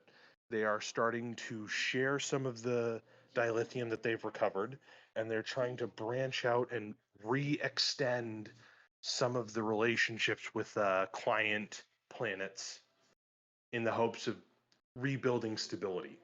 Um, Captain Burnham, newly captained at the end of season 3, is in the captain's seat of the Discovery in, let's see, it's been about 6 months since the end of the in universe, since the end of the 3rd season. And she is accompanied by the president of the Federation, who is mysteriously overseeing her rescue of a downed vessel with crews seeking rescue, um, while some astronomical or spatial anomalies are going on. Long story short, she saves them at the cost of one crew member, and the president kind of gives her a talking to. One of the things that tends to happen a lot in the franchise, because it's a kind of a middle of the road, progressive, liberal kind of thing, is the main characters are kind of like some of the best poker players on the planet. Like Kirk is this unstoppable gambling machine. There will be impossible situations no matter what, and he'll always find his way out. The same thing with Picard. Not the same thing with Cisco, but the same thing with Janeway and so on and so forth. These characters who are able to beat the odds and who are kind of like the living embodiment of the fuck you to the Kobayashi Maru system. And the president at the end of the episode really gives Burnham a dressing down. I really hope they follow through with this because if anyone remembers my previous discussion of Star Trek Discovery, I was really disappointed with the overly positive, happy ending that it had. Um, Mm-hmm. as in, I really hope they put the "you can win with everyone getting out alive" kind of shtick on trial, which is what Star Trek typically does most of the time, with the exception of like one person dying every so often and coming back to life and then dying again. Right. So it looks interesting. The first episode of the first season, as I'm kind of beating everyone over the head with, is really putting the concept of, can you kind of cheat luck, right? Can you always get out with everyone unscathed? And I'm really hoping that they up the stakes on this, because the ending of the episode is uh, one of the Discovery's crew members goes back to his homeworld only to find that it's been destroyed. And Mm. that's the end of the episode. An anomaly destroys that planet. And it's not something that you always see in a Star Trek movie or show. Just just entire obliteration of a planet. I mean, you get that in one or two of the movies, but the show doesn't go out of its way to just to fucking destroy a planet. So that'll be interesting to see. Um, yeah. So Yeah. I don't have much to say yet on it. I'm Mm. interested, but I don't know quite yet how they're going to do it. The episode seems to introduce an interesting threat. It poses an interesting, uh, not metaphor, motif, or pose an interesting question that's kind of at the heart of Star Trek. Kind of these characters who are, perfect in almost every single way. But yeah, I'm interested. I'll be either talking on a weekly basis about the episodes, or I'll be talking in about 15 weeks about the overall series and my Mm. opinions. Okay. Yeah, but Yeah. I didn't want to talk too much about it just because I know I tend to gush a lot about it, and I don't want to stutter aimlessly over it. Fair enough. Yeah. Um. Uh, did you want to talk about Halo, Uh. Yeah. I or think that did you was the have another next topic you one. wanted to talk about at the moment? Well, there's the Halo TV series, but I don't think we know much about it other than they're still working on it. Yeah. So we For can just anyone interested, yes, they are making a Halo TV series. They've been doing that for about 8 years now, since about 2013, 2014. there we go. Yeah. So, Um, but the go ahead. multiplayer that has come out. Yeah. So, they just recently, I guess, released. It's still beta, right? Open beta. Yes. They Okay. stealth released on the 15th of November the open downloadable beta for Halo Infinite. Yeah. So obviously the big thing about it is that the multiplayer is free. You don't have to buy the campaign. You don't have to buy anything. Basically, it's just like every other multiplayer game where most of it is, at least in the sense of what we're playing right now. Because BRs have been free to play for a while now, right? You Mm-hmm. have Fortnite. I mean Warzone. I don't know, is there any? Oh, Apex Legends. Like, there's been a plethora of battle royale games that have been free to play. Yeah. But this is the first, to my knowledge, um, like competitive And I'm not saying the BRs aren't competitive, but this is like strictly like game battles, high Yeah. competitive Slayer, multiplayer. Yeah, CTF, Stockpile, Strongholds. exactly. Where the classic um game Halo types, formula. Yeah. Yeah. And we played it last night. I played it for the first time last night. Um and I didn't grow up playing Halo. I played Halo with our group of friends. And it's Halo. And it's I think I don't want to downplay it. I really don't. Because for free to play multiplayer, you're getting Halo, which is Oh yeah. great. That's what you want. Free Like multiplayer is seems to be a very very very lucrative market. It really gets people invested in their product. It's yeah. free, and then you can get them to start paying into something later, or Mm-hmm, in mm-hmm. this case now with their fucking shit ass Game Pass or Battle Pass. Yeah. So um yeah, it's great. Um I'm glad that they did that. I think um I believe other games are going to start looking at this and being like, cuz again, Halo is the first to my knowledge. So they're looking at this heavily. With free Ha- multiplayer? yeah.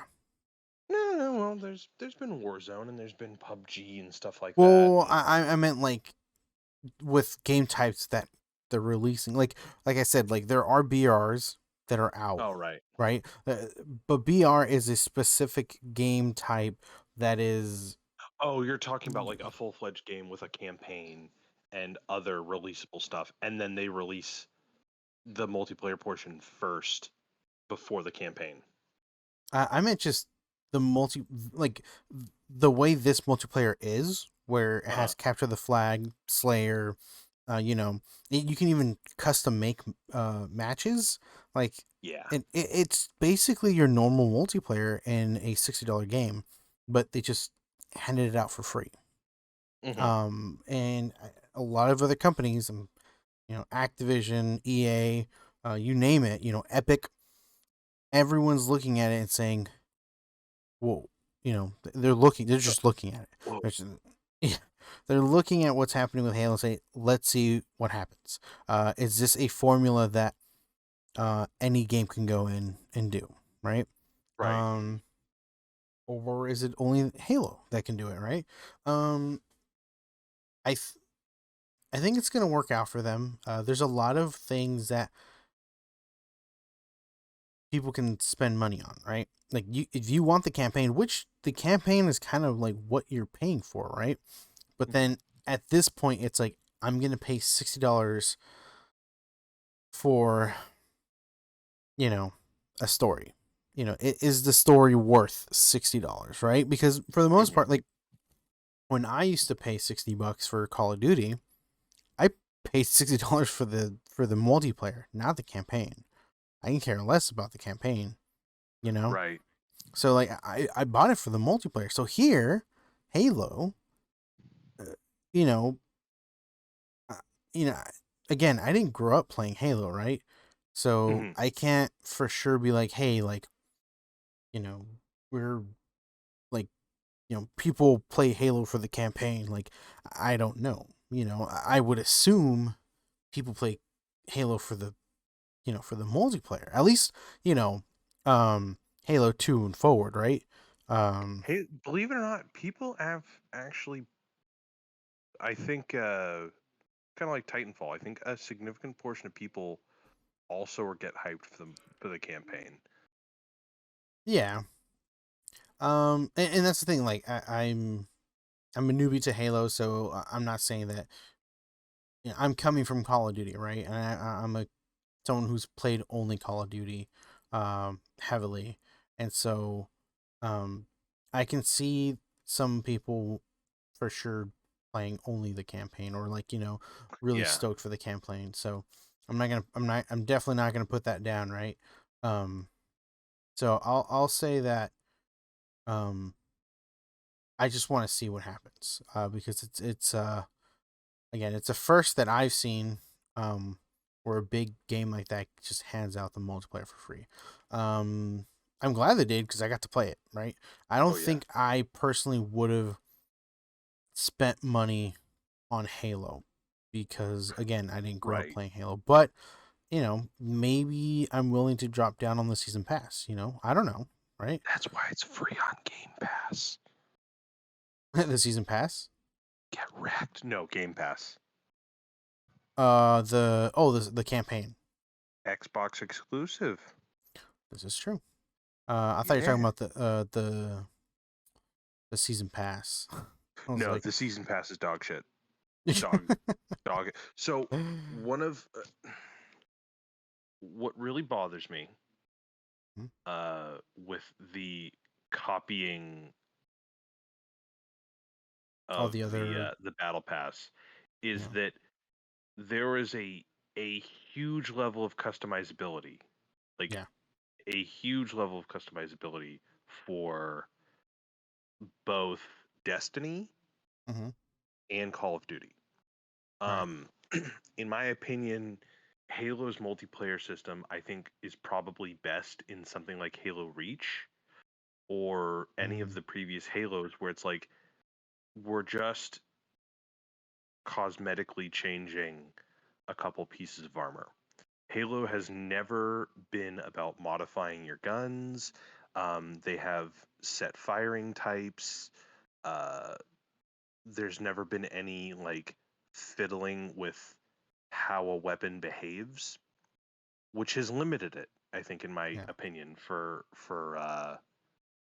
customization, right? yeah, Because it's like you've always had a battle rifle, you've always had like an assault rifle, and those have never really changed yeah, at all. So you have a battle pass where it's like, oh, you get nothing but like armor cosmetics, and mm, that's fine. But part of what Call of Duty, I think, is so addicting is you're not just playing for the battle pass stuff, which by the way you can earn in game, which I think is way better. You can't earn in-game battle pass accrual for Halo. Um, but you're also trying to earn weapon upgrades and right, weapon modifications. So there's no there's no push to learn how to play every weapon. You go on Call of Duty Warzone yeah, and there's a skill tier for each weapon and different skins for those weapons and different modifications that not just change how cool or personal the weapon can look, but how it operates. If you want spray and pray, you can do spray and pray. If you yeah, want like precision, you can do precision. You can put a scope on it. You can like even out the stability. You can't do any of that with Halo. Now, I talked with Yved yesterday about like the run and gun hip fire style that Halo has. Halo has never needed to be fast paced in the way that Call of Duty seems to like need, yeah, but the trade off is the customizability. The weapons don't have the same customizability that Call of Duty has embraced and I think is better at, and it makes something like Battle Pass, I think, more enjoyable for something like Call of Duty, and something even more in the way of Destiny. Destiny, there are shitloads of mm, exclusive cosmetics that are not just, oh hey, you got this many kills. It's you participated in this specific awesome ass kicking event and you did this amount of shit to get it. I'm yeah, not getting that with this with the Halo franchise. Halo, like I keep saying, the only thing that you're doing is just changing the skin of the gun. You're not changing the overall look, you're not changing the overall function, which is a hamper when none of that seems to be in Battle Pass. You're just adding like characters that one only seem to be like characters that other Halo fans would know about, Right. which is also another thing because you want people to get into your new game and you're offering things that you have to pay for fans who have already played the game. Like the season pass this year, or this season pass, is Heroes of Reach, and no one really fucking knows what that is unless you've played Halo Reach, and by then you Yeah. probably don't even care about like Emil or George or Carter or Cat or fucking Noble Six or even know who these fucking people are. Nope, So I have when no you're clue. looking exactly, so you're a new player and Halo Infinite is billed as a fresh start for the Halo franchise. The last thing you want to fucking do is introduce a battle pass system that doesn't really offer anything like tangibly different to gameplay. Mm. And again, like I get it, like, oh, if you're a fan, you'll pay for it, but like the point of battle pass is to create longevity in your game and make money out of that longevity. So what is the point then of that longevity if like it's meant for fans of the previously existing franchise? Like I get it, you want to make sure that you keep the people who are already interested and you want to find a way to like rope in people who aren't initiated to the franchise, but I think that should also be a really important selling point. Like, hey, there are people who don't know like much about Halo or have never played a Halo game.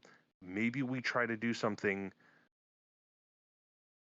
Okay, I'm not for the battle pass system for Halo.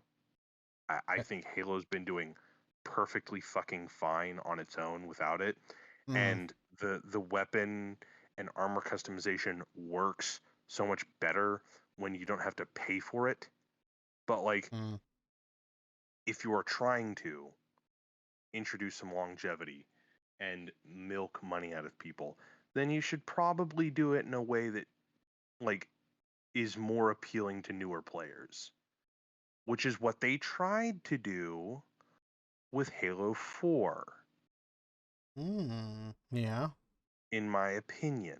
They managed to like speed up the gameplay, not like what fucking Halo 5 did, but that's another story for another time. They added some more customizability. They gave us a completely new like story, mostly new characters and stuff like that. They wanted to do a completely new start while trying to stay true to the core franchise. And that's what I keep bringing up with Halo Infinite is Halo Infinite feels more like a cop out that's appealing to the nostalgia portion, right? We were talking about how I didn't care for the aesthetics of the previous two Right. Halo games, but I appreciated that they at least tried to do something different. And as much as I like this aesthetic feels more like an approach to rope nostalgia into the game on an obscene level.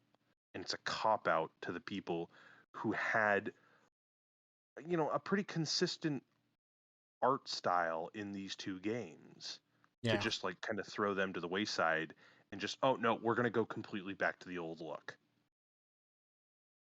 And then yeah, they're introducing some really cool like mechanics. Playing the mechanics, or I'm playing Halo Infinite with the grapple mechanic Yeah. is so fun. It addresses a couple of issues that Halo's almost always had with its multiplayer.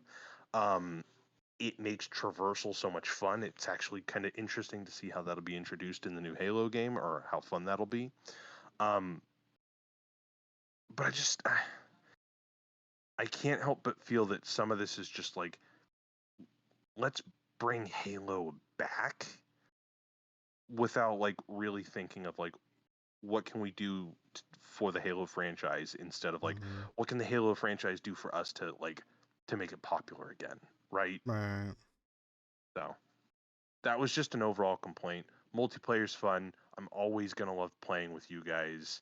Yeah. Uh, it's fast paced without like going into the more Call of Duty esque kind of things. I had a thing with Yvette about like aim down sights and iron sights and whatnot.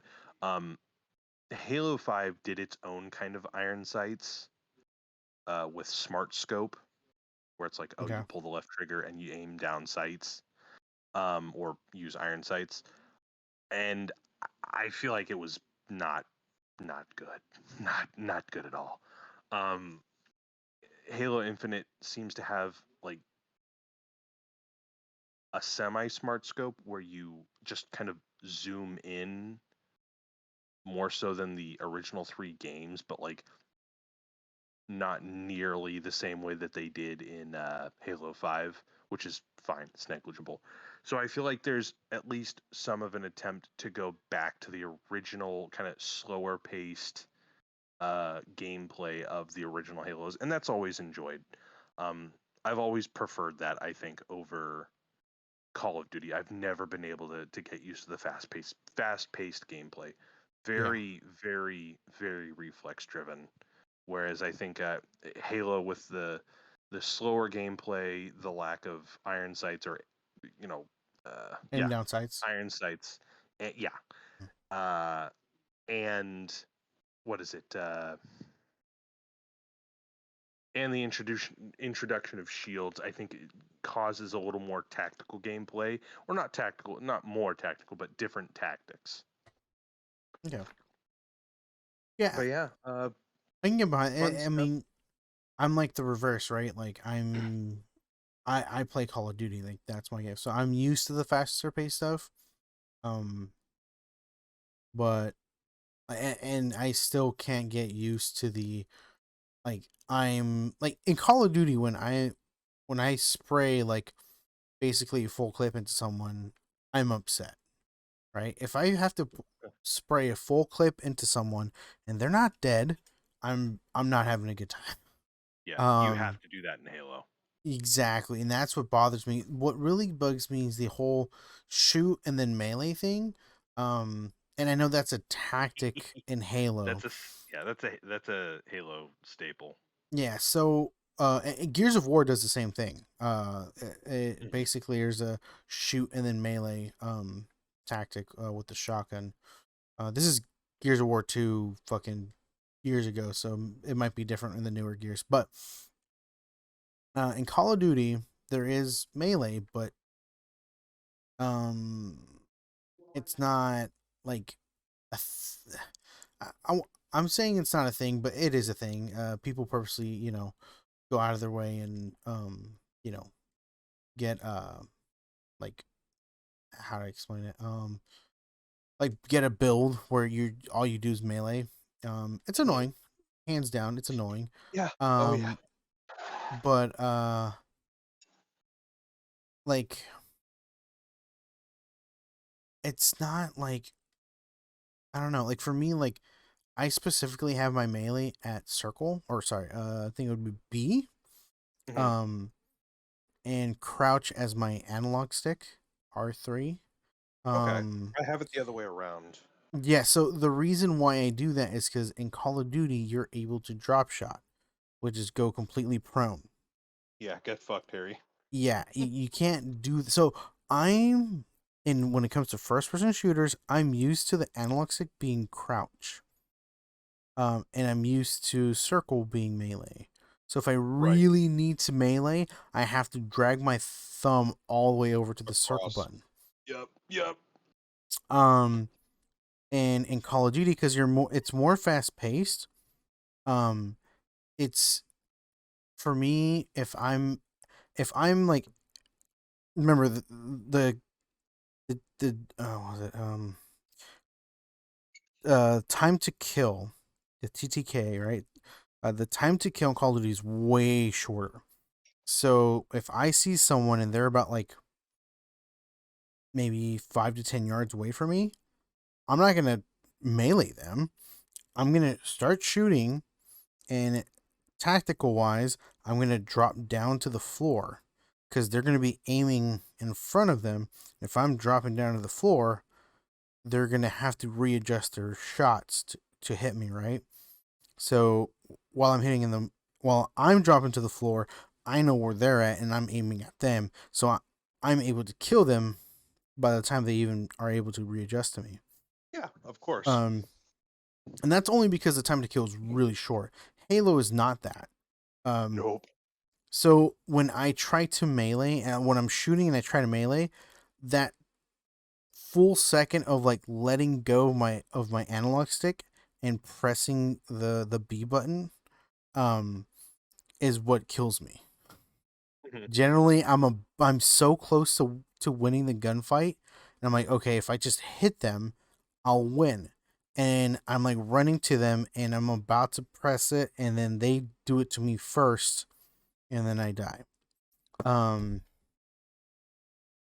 like back when I played Call of Duty heavily, um, that we call it panic knifing. So basically, it's when someone like just starts pressing buttons like out of a reaction, like not like Yeah. purposely Yeah, out of like fear. out of fear. It's a panic knife, and you can tell because they don't know what to do, and like they shoot and then they knife, or like you can tell by like the kill cam in Call of Duty, you can Mhm. tell like okay, this person was just fucking panic knifed me, and it feels like that's how Halo feels to me, where like everyone's just panic knifing. But I know the Yeah. strategy behind it because that's just how it is. It's just annoying to me because I'm like, I'm not a melee person. I don't melee. That's why I personally like the BR and the 3 burst that we're running the night last night. Um, because I can take a step back and keep people away from me and shoot them and bring their shields down, and hopefully a teammate will finish them, right, or something. Mhm. That's how I like to play. Even in Call of Duty, like I was never like I can play aggressive, but I prefer to stay back and play the objective. Right. Even in Slayer, which is team deathmatch in Call of Duty, I would kind of like hold a position, and basically I would be the spawn point for the team, and I'd make sure I'd keep an area clear of enemies. So one of two things happens. One, I'm making sure our team doesn't just get spawn trapped and killed, right? Like as soon as they pop up, Yeah. spawn, they get murdered. You're the Two, anchor. yeah. Two, I'm distracting the enemy. They keep Mhm. dying to me in the same spawn. They're like, okay, there's this fucking guy named Harry over here who keeps fucking killing me, and I'm gonna go over there and fucking kill him. So they're distracted on me, that like my teammates are able to shoot them from the side or from the back or whatever. So it's like a support role, right? Like I'm not getting a ton of kills, but my teammates are. Yeah. I'm playing the You're the guy objective. who facilitates the carnage. Exactly. So the thing is, I'm glad I'm able to do that in Halo. Like I'm glad Halo, like the aiming down sights does bug me because I'm used to aiming down sights. But the other thing, it's like it bugs me that I can't, but there's no point to it because I can't one shot people with like a burst weapon. Like I can one Right. shot people with a sniper, sure, yeah, if it's a headshot. But like if I have a The burst weapon, quickness is gone. yeah, like I can't You like have to you see. have to invest in an attack. Yes, like I have to be like, okay, and now I have to follow this dude. I have to shoot him a bunch of times. Okay, his armor's gone, and he goes behind the rock, and that's it. Mhm. Like that's the part that bugs me of Call or of a Halo. But that's just the style play, right? Like to Mhm. me, it's like it is what it is. Um, I can still play my style if I really wanted Mhm. to. Yeah. Oh yeah. And I Of like course that. you can. And I personally do like that. Um, it's just I got to get used to melee. It's as simple as that. You know, I gotta remember how to melee, dude. Oh fuck yeah. You just gotta Um, shoot and tap. shoot and tap. As I wish it was as simple as that. I'm like shoot. Oh, here you got a melee. I'm like, oh fuck. You're Hold on, I gotta programmed one way. We'll deprogram you. We'll get you. deprogram me. Okay. Yeah, it's You Halo. will. Um, Yeah, I I'm mean I'm it's Halo. Honestly, it's I Halo. don't think Halo's really had to invent itself too much. I feel No, like no, no, not at all. some of what they're doing is a bit of a backslide. But yeah, you know, I, Halo kind of fits the mold of everything that we've been talking about before. A long-lived franchise that maybe wonder if it should keep going, right? And they're Yeah, saying I that mean, Halo Infinite is the next in a franchise. So yeah, I don't know about that. Like, I wish, like, I don't know if they're able to do it, but just to have like, okay, this is it. Like, this is the game, right? mhm. Like, we're not gonna have another Halo again. Like, I think Counter Strike is a good example of a game that just like there's the original Counter Strike, and then there's Counter Strike Global Offense, right? The most CS:GO, like that's the competitive, and they haven't come out with a new one since. They're just like, this is Yeah, it. It's just the up. same thing with Team Fortress too. Oh yeah, yeah, that one. So it's like it's just like this is the game, you know. And it would be nice if Halo were just to be like, we're just one game. Like, why do we need multiple games? We don't need multiple games, you know. Mhm. And that's my respect to Counter Strike. Just having the one game and not needing more. Like, we don't need a bunch of games. We don't need to make it better. You know, we don't need to like update graphics and all this stuff. We just need a solid Yeah. game that can play well, you know, competitively. Oh yeah. Um, and I feel like Halo can do that, you know? Oh yeah. It's just, will they? Is the Mm. question. Yeah. Yeah. I don't think Halo is ever.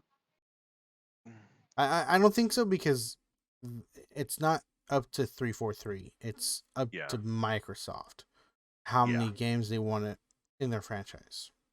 Hmm. So, and Oh that's the yeah. thing that Agreed. kind of sucks, you know, because I think they would benefit off of just like, okay, this is Halo. Like we don't have to worry about anything else.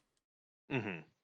I But feel like they just really want to hold on to the like, oh, we were the guys who popularized like console multiplayer, and everyone had yeah, fun when when it was like 2001 and was playing on Xbox, and we were the forefront guys on the Xbox with Halo 2, and I'm not picking that up anymore. I the market's too large. There's too much in the way of other solid multiplayers that have built upon and improved what Halo may have had. yeah, agreed. So But I honestly think it would just have to be, I don't know. I don't know where I'm going with it. yeah, I mean, I had fun, and I'm Oh sure yeah. we'll play it again sometime. Oh, Um, absolutely. I'd I play th- the campaign with you. okay, Co-op like that yeah, shit. I know there's co-op. For me, I'm still on Diablo. I'm Fuck you. I dude, it's the game that I've been waiting for. Like it's like playing it's like if they It's like which they playing did. Diablo 2. It's just like playing Diablo 2 but like with better graphics. Yeah, And it's so weird. I think the big thing is that the whole what's the word? Um there's a word for it. Damn it. Um Quality of life features that they've added. Oh yeah, the little improvements. Yes. I think that's what's really got me into the game. Like, and there's a lot, and the thing is, growing up, I played a lot of Diablo 2, but it was the non-expansion Diablo 2. I never owned the Mhm. expansion. So all these rune words, the crafting, um, I never grew up with that. I never did that. So this honestly is a new experience for me because I never dealt with rune words. And you know all these even the last campaign, right, the one with Bale, I never actually Mhm. played that one until we played it. Yeah. It's fun you know, playing a game that you've played when you were a child, and when you were a child you were like dumb as fuck and you didn't know Yeah. what the fuck you were doing, Hmm. and now you're playing it and you're fucking technical as shit. Yeah. Yeah, I totally get that feeling. And you're like, oh wow, I didn't even know you could do that in this game. Or, I don't know if the rune system was even in the original game, but like all these different things that you never thought like you could have done. And I'm not Yeah. even talking like complexity. Just I remember not even like getting halfway through a fairly standard game when Hmm. I was like 10. I played it like 4 years ago as a more competent just individual. Yeah. And the satisfaction from like getting past the halfway point that I had never been able to get past as a kid was so satisfying. And again, like it was a simple thing. Like anyone could have done that. I just didn't put in the effort to try, and I wasn't interested in getting past it at 10. But now I am, and it was fun, right? Yep. Yeah. Part of that just comes from fucking going back and giving it a fucking try. Yeah. No, and so I'm stuck on Diablo. Halo's fun. I'm sure any multiplayer game with the group is going to be fun. Hmm. It's Oh, just always. like I'm just Diablo's just I'm just thinking like because Yvette and I were talking, and just the end game gear is just something that we should just not even process because the chances of us getting something like that is either going to Are cost us, astronomical. yeah, like it's either going to cost us actual money, or we're gonna have to play the game for hundreds and A hundreds of while. hours. Yeah. Yeah. And we I sit heard down that. and I remember that. They said like he said it was going to be like 300 hours each. yeah, Yeah. exactly. Um, and that's if the items drop for you, right? Hmm. The only other thing you could do is you can do trades. Trade one high quality item that you might own for another high quality item that you don't own, right? Um, Hmm. so there are stuff like that that you can do, but it's just the fact that it's just like the chances of you getting a high like the end game build. Because I was talking to him about the Uber bosses, right? The Uber bosses are basically higher end enemies, um, or like this dungeon with higher end enemies and really powerful bosses. And the way to get to them is like you have to grind for items, and then you have to get these items. You got to go to a specific spot, and you got to. It's a process. But Right. to beat the Uber bosses, you have to have it has to be a specific way to beat them, and um it's either you can either buy the gear for a solo character so you can beat it by yourself, but again this is really really really high end gear, like, and not just one item. This is like your whole arsenal is high end gear.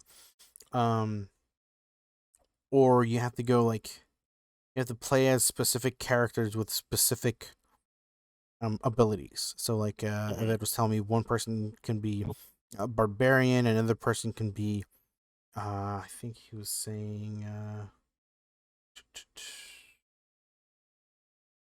barbarian, and then another person as a necromancer, and then someone to do like super high end damage. He said a druid would work. I think a paladin would work too. Does anybody do single target damage to kill the Uber boss? Hmm. Um, and there's like specific characters that just are useless in the Uber boss's dungeons. He says the sorceress is useless because there's enemies with immune to every specific um And how to then say you it. have the werewolf. Exactly. Get fucking wrecked, sorcerers. Um. So yeah. But Diablo is my game right now. Hmm. And then so On my days, either when I'm just laying in bed, like let's say I'm about to get ready for bed, like soon ish, right? I'm getting ready for bed, and like Livy's getting ready for bed. Like she's like, "Oh, I'm gonna go wash my face or whatever. Like I'm gonna get whatever." I just like turn on the PlayStation. I play a game, that I'm trying to earn some trophies on for a little bit, and then I go to bed.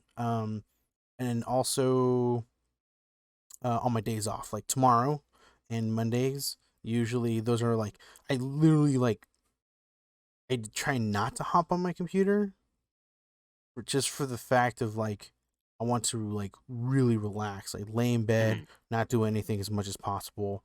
But it Um, calls to you. it does occasionally, it really does. It calls. um, so like I usually play the PlayStation on those days, just to have some fun and lay down and really relax. But throughout the week when I'm sitting in front of my computer, I try to input as much Diablo 2 as possible. Mhm. Because obviously I'm working on our character, right? The one that we're playing through together. Right. Um, and I also want to try to get trophies. I think I explained it before, where everything that I do on the PC, once I can get Diablo 2 Resurrected on the PS4, which yes, it's released, on console, the trophies actually transfer. So I could be playing on a PC and then transfer the characters over to my PlayStation because you link your Blizzard account, and I can earn trophies on the PlayStation with them. Uh-huh. So basically, I have my hardcore character, which one of the trophies. Honestly, the trophies are fucking ridiculous. So the trophy is level 99 hardcore. So you have to play a hardcore character, which is if you Super die. fucking hard. Yeah, which you if when your character dies, it's dead. Anything on it is gone forever. Blood and Uh, iron. yeah. So it's like it's brutal, right? So you have to be super cautious. You have to build a specific way. You can't just rush through like what we did. With our regular characters, like we're dying left and right, and we don't care because we just respawn and go get our stuff. But in hardcore, it's not that. So the Mhm. trophy is play a character or level up a character to level 99 in hardcore. So that is a Jesus process that I'm Christ. going through right now.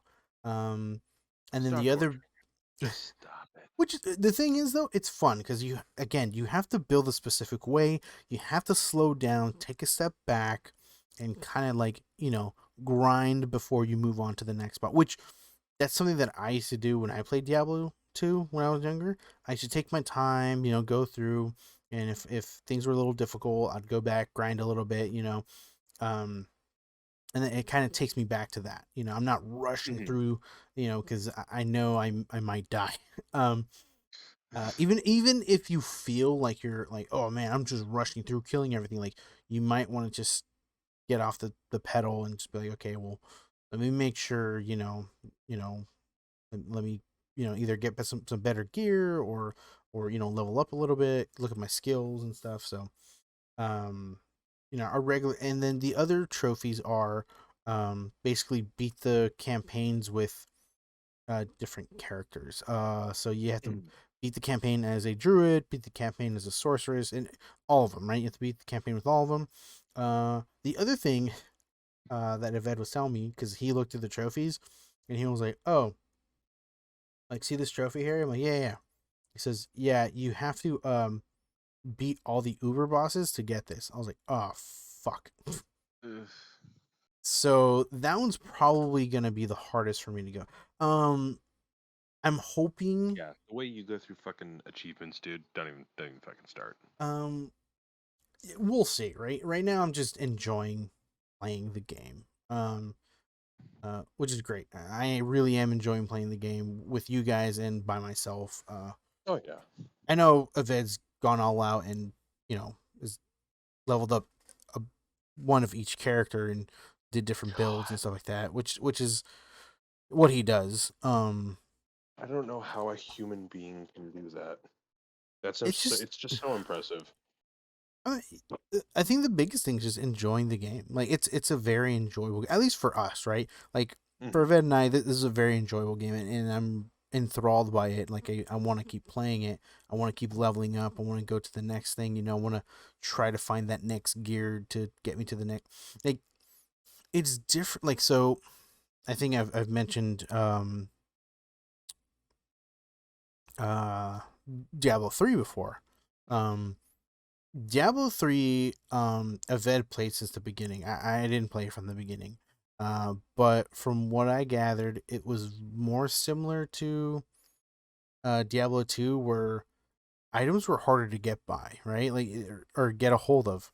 Um, like, how we play, like, there's certain items, like Aved was saying, like, you have to either play hundreds of hours or you have to spend real money to get Right. certain items.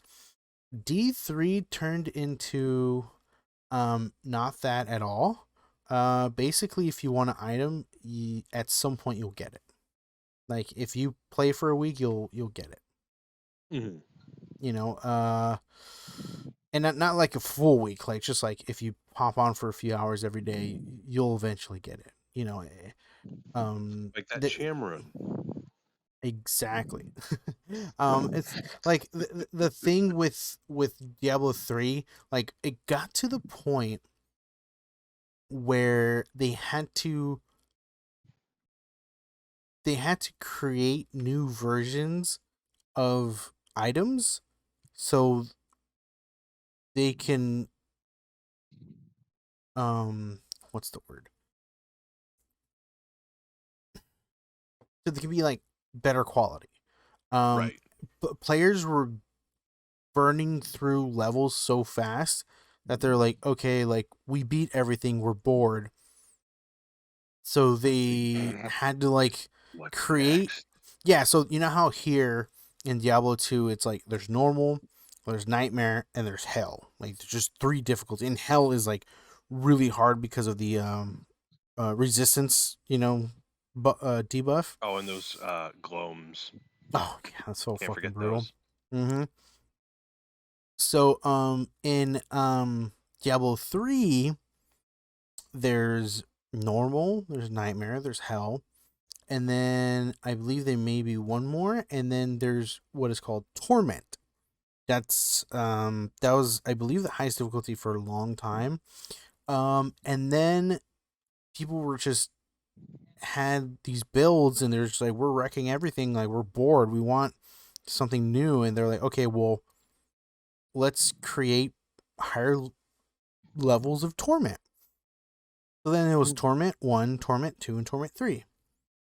And then they, had builds and they were just destroying, because like what happens is you eventually you play so much that you get the, like, when gear drops, you know how there's like a percentage, right? Like, let's say for example your it could say plus attack between 5 and 7%, right? So you Right. try to get the right stats with the highest amount of the perfect roll of a weapon or a helmet or whatever. And so eventually enough people were able to do that because they played enough. And so then at this point there is up to Torment 16 because they had to create all these things.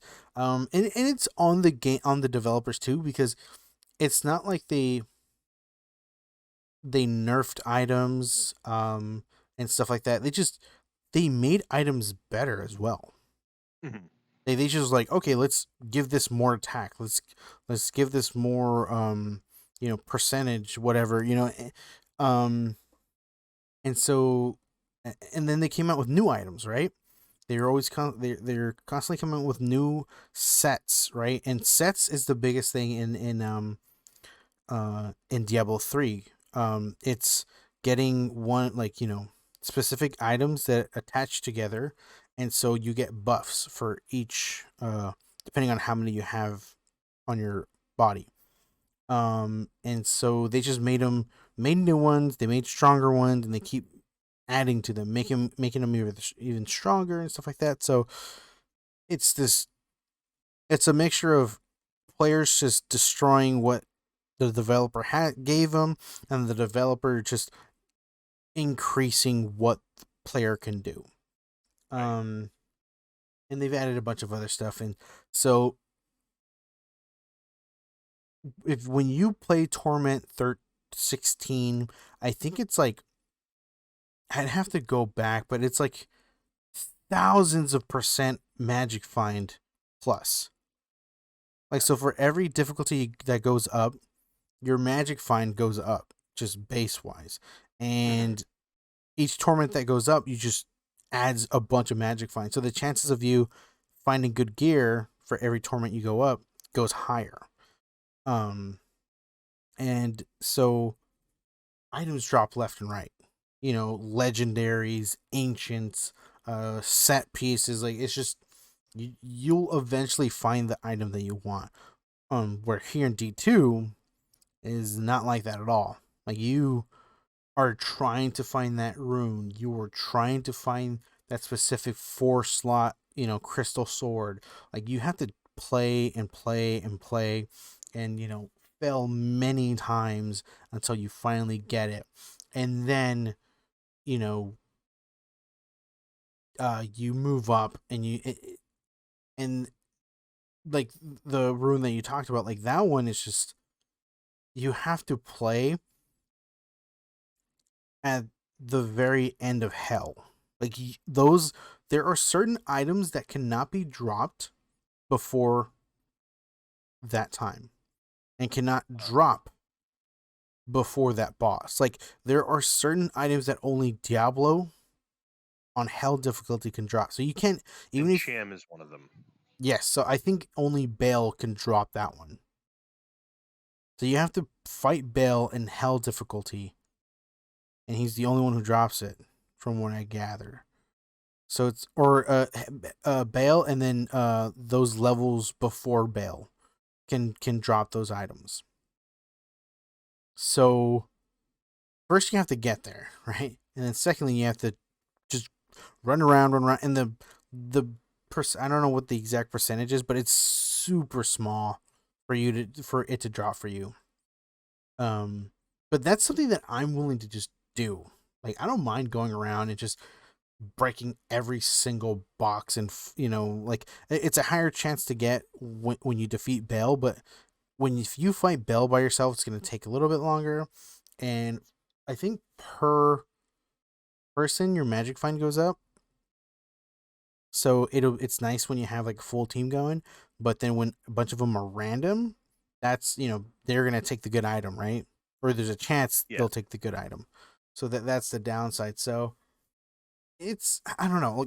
I'm excited to get to that point where I can have a chance for something good to drop. It's like opening magic packs, right? I have a chance to get a good card. But, it's just the thrill. Like in this, I get the thrill without spending $4 a pack. Right. So, but that's my rant on D2 and how I love it, and how I'm probably going to be playing it for the next year or so, probably more, until either. Okay, so I think there's a few scenarios. I was like, either obviously when Diablo 4 comes out, which is in I think 2023 or 2024, so not close. Wait, they When released a release date for that, didn't they? No, they released that they're extending, like they're no, not extending, they're pushing it further. Oh. Yeah. Okay. So that's why I was like, not anytime soon. So when that comes out, I'm gonna play the shit out of it, right? If Magic Arena would ever like release a update where I can play 4-player Commander on it with my friends, I'll probably be playing a lot of that. That would be fun. Right? I mean, it's free to play Commander. I'm so down for it. But I think Commander is a in-person game and a Magic Online game. I don't think they'll ever incorporate it into Arena. Arena seems more of a 1v1 platform. So there's that. Or what's that one? Total War. If they do the Total War Warhammer 3 and they make it so you can play more than 2 players per campaign, so they have like 3 or 4 max. I'll probably be playing that because Mhm. Total War is a lot of fun. The only downside is that when it's just you and one other person, and then you have like you have like a third or fourth player who wants to play, and you're just like, oh, we can only do two. It's like it's kind of lame. I want to be able to play with multiple friends. It's not kind of lame. It is lame. But yeah, I feel like those are like the only things that would stop me from playing D2 at this point. Like I haven't, like, as much as Halo's fun, um like it's not like It's not your pulling me style. away. It's not my style. But It's okay. I'll definitely sit down and play with friends, right? Like Yeah, that's of for sure. course. But like I haven't had a game pull me and want me, like, Harry, like, you want to play me, and I'm like, yeah, you're right. Like I haven't had that even before D2 in a while. I think the only one was the Final Fantasy VII remake, but that's because Final Fantasy VII remake. I still have not played the DLC, which is only on the PS5, and that's the Mhm. reason why I haven't, because it's only on the PS5. Um, and I don't think I'm gonna be getting a PS5 anytime soon.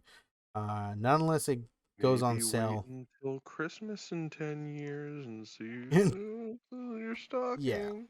maybe 10 years. They'll probably come out with the Slim, because that thing, from what I've heard, is fucking huge. Um, but yeah, I don't know, man. I was gonna say, is there a game that like entices you where you're like, I'm gonna play the shit out of this? Like at the, The more and more it, I talk about the game that I've been wanting to make, the like that fully explorable mhm. like building, the more I Yeah, just want to fucking play that. yeah, fair Like enough. it sounds stupid when I explain it, I guess, but like the cons I've been telling you before, like I really think I'm not good at them. Let me I think when everyone thinks immersive sim, they think of all those fucking aggro ass fucking speedrunners who high lethality Dishonored. Yeah, Uh yeah, that's not me. Um I can't fucking do that to save my life, but I still love immersive sims for the freedom, for the mystery, at least that most of them seem to incorporate. yeah, Um and that's something that I would want as a if I could like develop a game. Like like the ability to explore something, a small, contained, intimate environment with like really great environmental storytelling, characters. Like, I don't need a million characters with 10 million lines of dialogue. I'd rather have like 50 people with like just complex and fun dialogue, or just not yeah. necessarily complex. I don't know. But I think of immersive sims, and I just think of like limitless potential. I think of like a first person shooter. I'm like, oh, okay, cool. And I Mm, know those aren't really comparable because a first person shooter and like a role playing game or something can still be an immersive sim. But like, right. I don't know. I think about the game that I've been talking about on this fucking podcast more and more, and how I just want that to exist so I can play it. Hmm. I mean, yeah. I mean, yeah. It sounds like, one, it sounds like a good game, and two, it sounds like a game you'd enjoy. Mhm. I So, don't know. I I just we're talking about fucking Halo and Diablo, and I'm thinking of like these big fucking worlds, and I'm still just thinking to myself, like, at the end of the day, I just want something intimate where yeah, the joy comes from like the experience, and you're never for want of anything. But like yeah. the moment I'm dropped into a sandbox or like a gigantic fucking environment, I don't want to do anything. Yeah. I think Far Cry is the best example of that, where it's like, go to this waypoint, unlock this stuff. Okay, I finished it. Now that I look at the map, I'm just tired.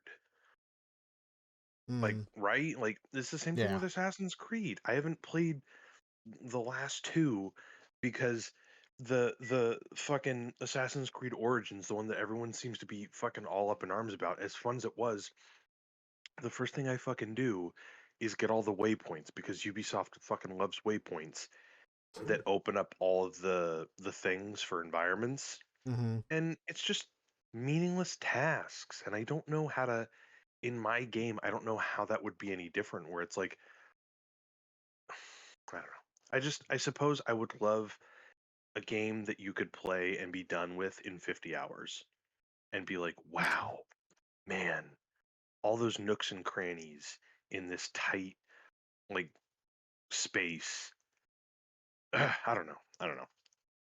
Yeah, I can get behind that. Like, I think, yeah, the free roam games just, yeah, I think that's why I haven't, like, there hasn't been a game that,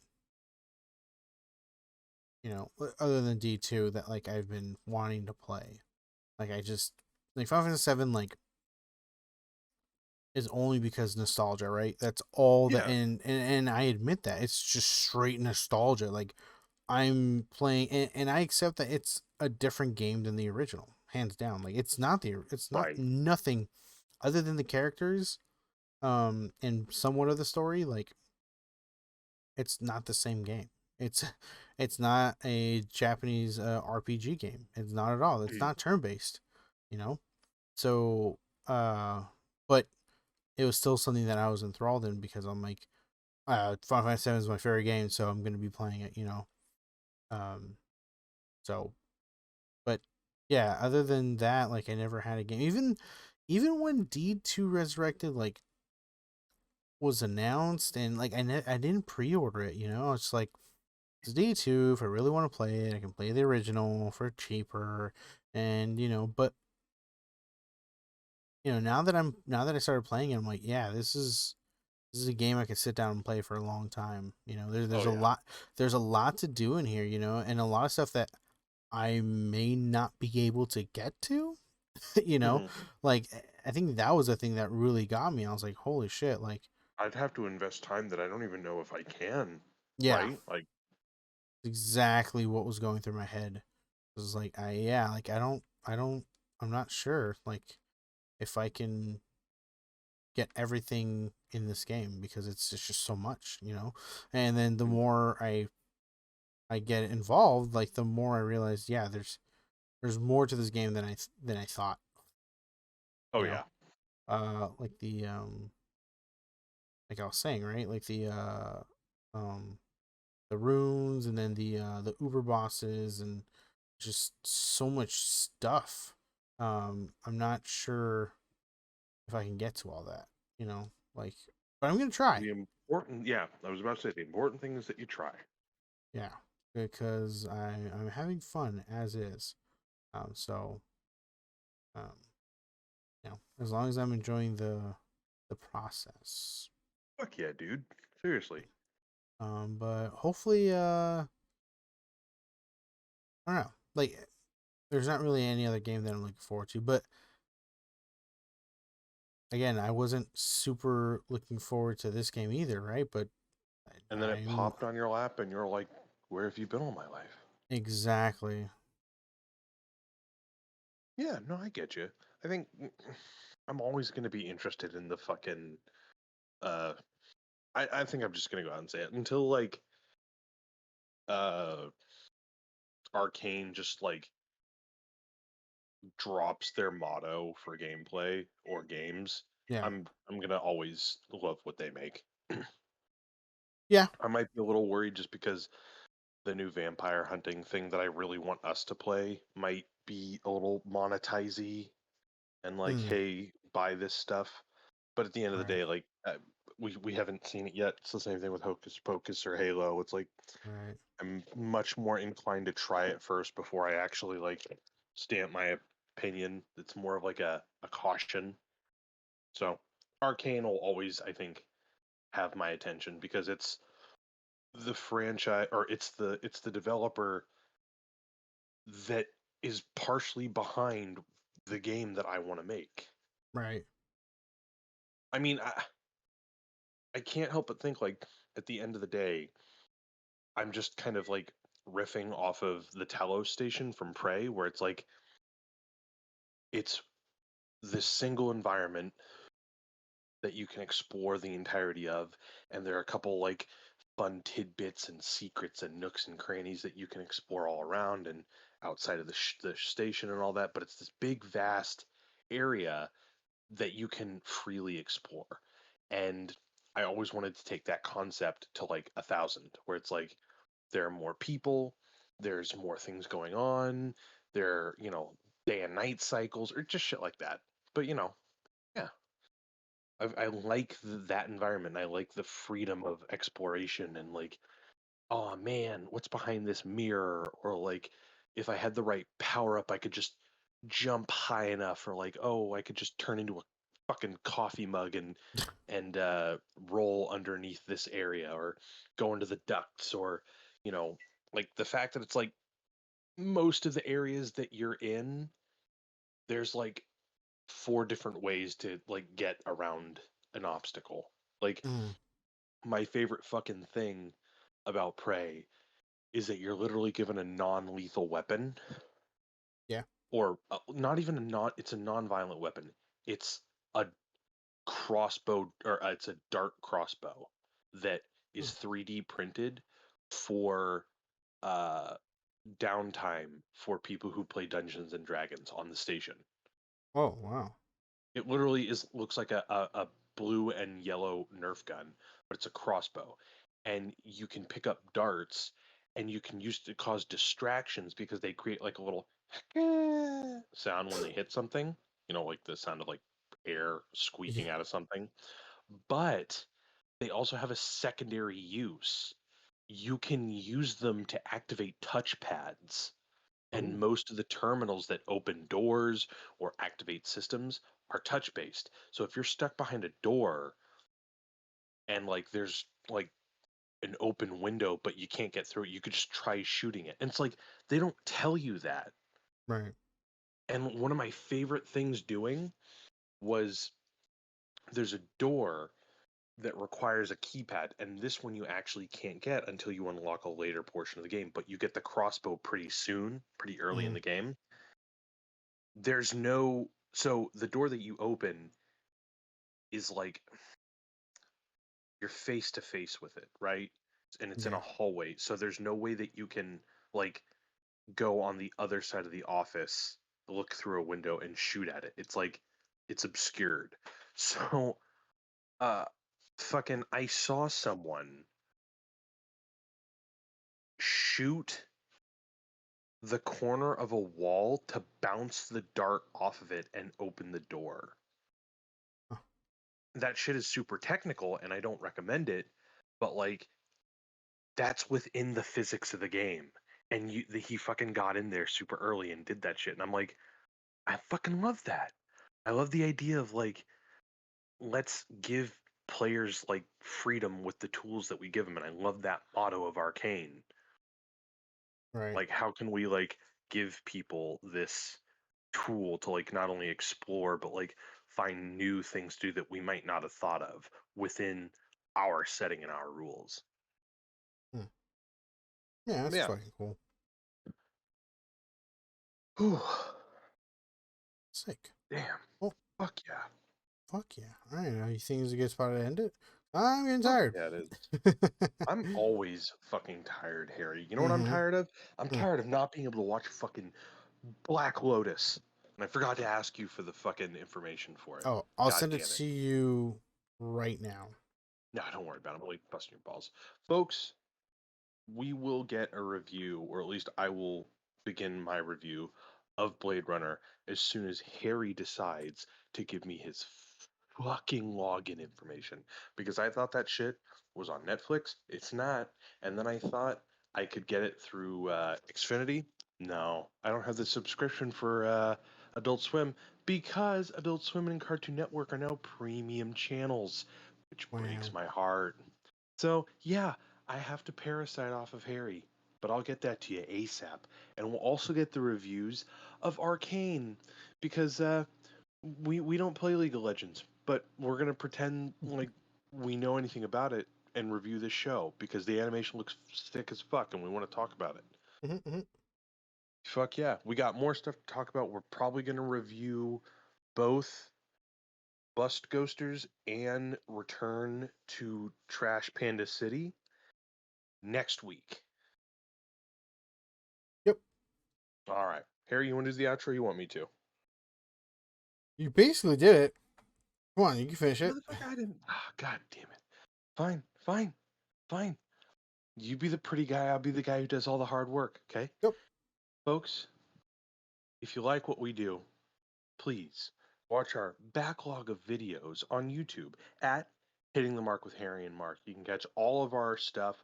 I believe we're at about 40 cast pods so far. God damn. About, yeah, a little over 40. So 40, I think this is episode 42, if I'm not wrong. Perfect. Perfect. Hmm. Damn straight. Anyway, if you'd also like to enter into a communique with us, any recommendations for the show, tell us how awful we are, tell us how great we are, give us your phone numbers. Kidding. You can hit us up at hittingthemark2020 at gmail.com. Don't give shit numbers. That actually really creepy. That was a joke for humor's sake. And if you'd like to hang on every word that Harry says, like, I gotta take a shit, or this game is cool, staple Mm-hmm. benchmark quotes from Harry, you can follow us on Twitter at capital H, capital T, capital M. Yeah, that's how you spell my name. Underscore podcast. Once again, HTM underscore podcast. Folks, you have a wonderful night. And we'll talk about things that are important to us, but not important to you next week. Bye-bye.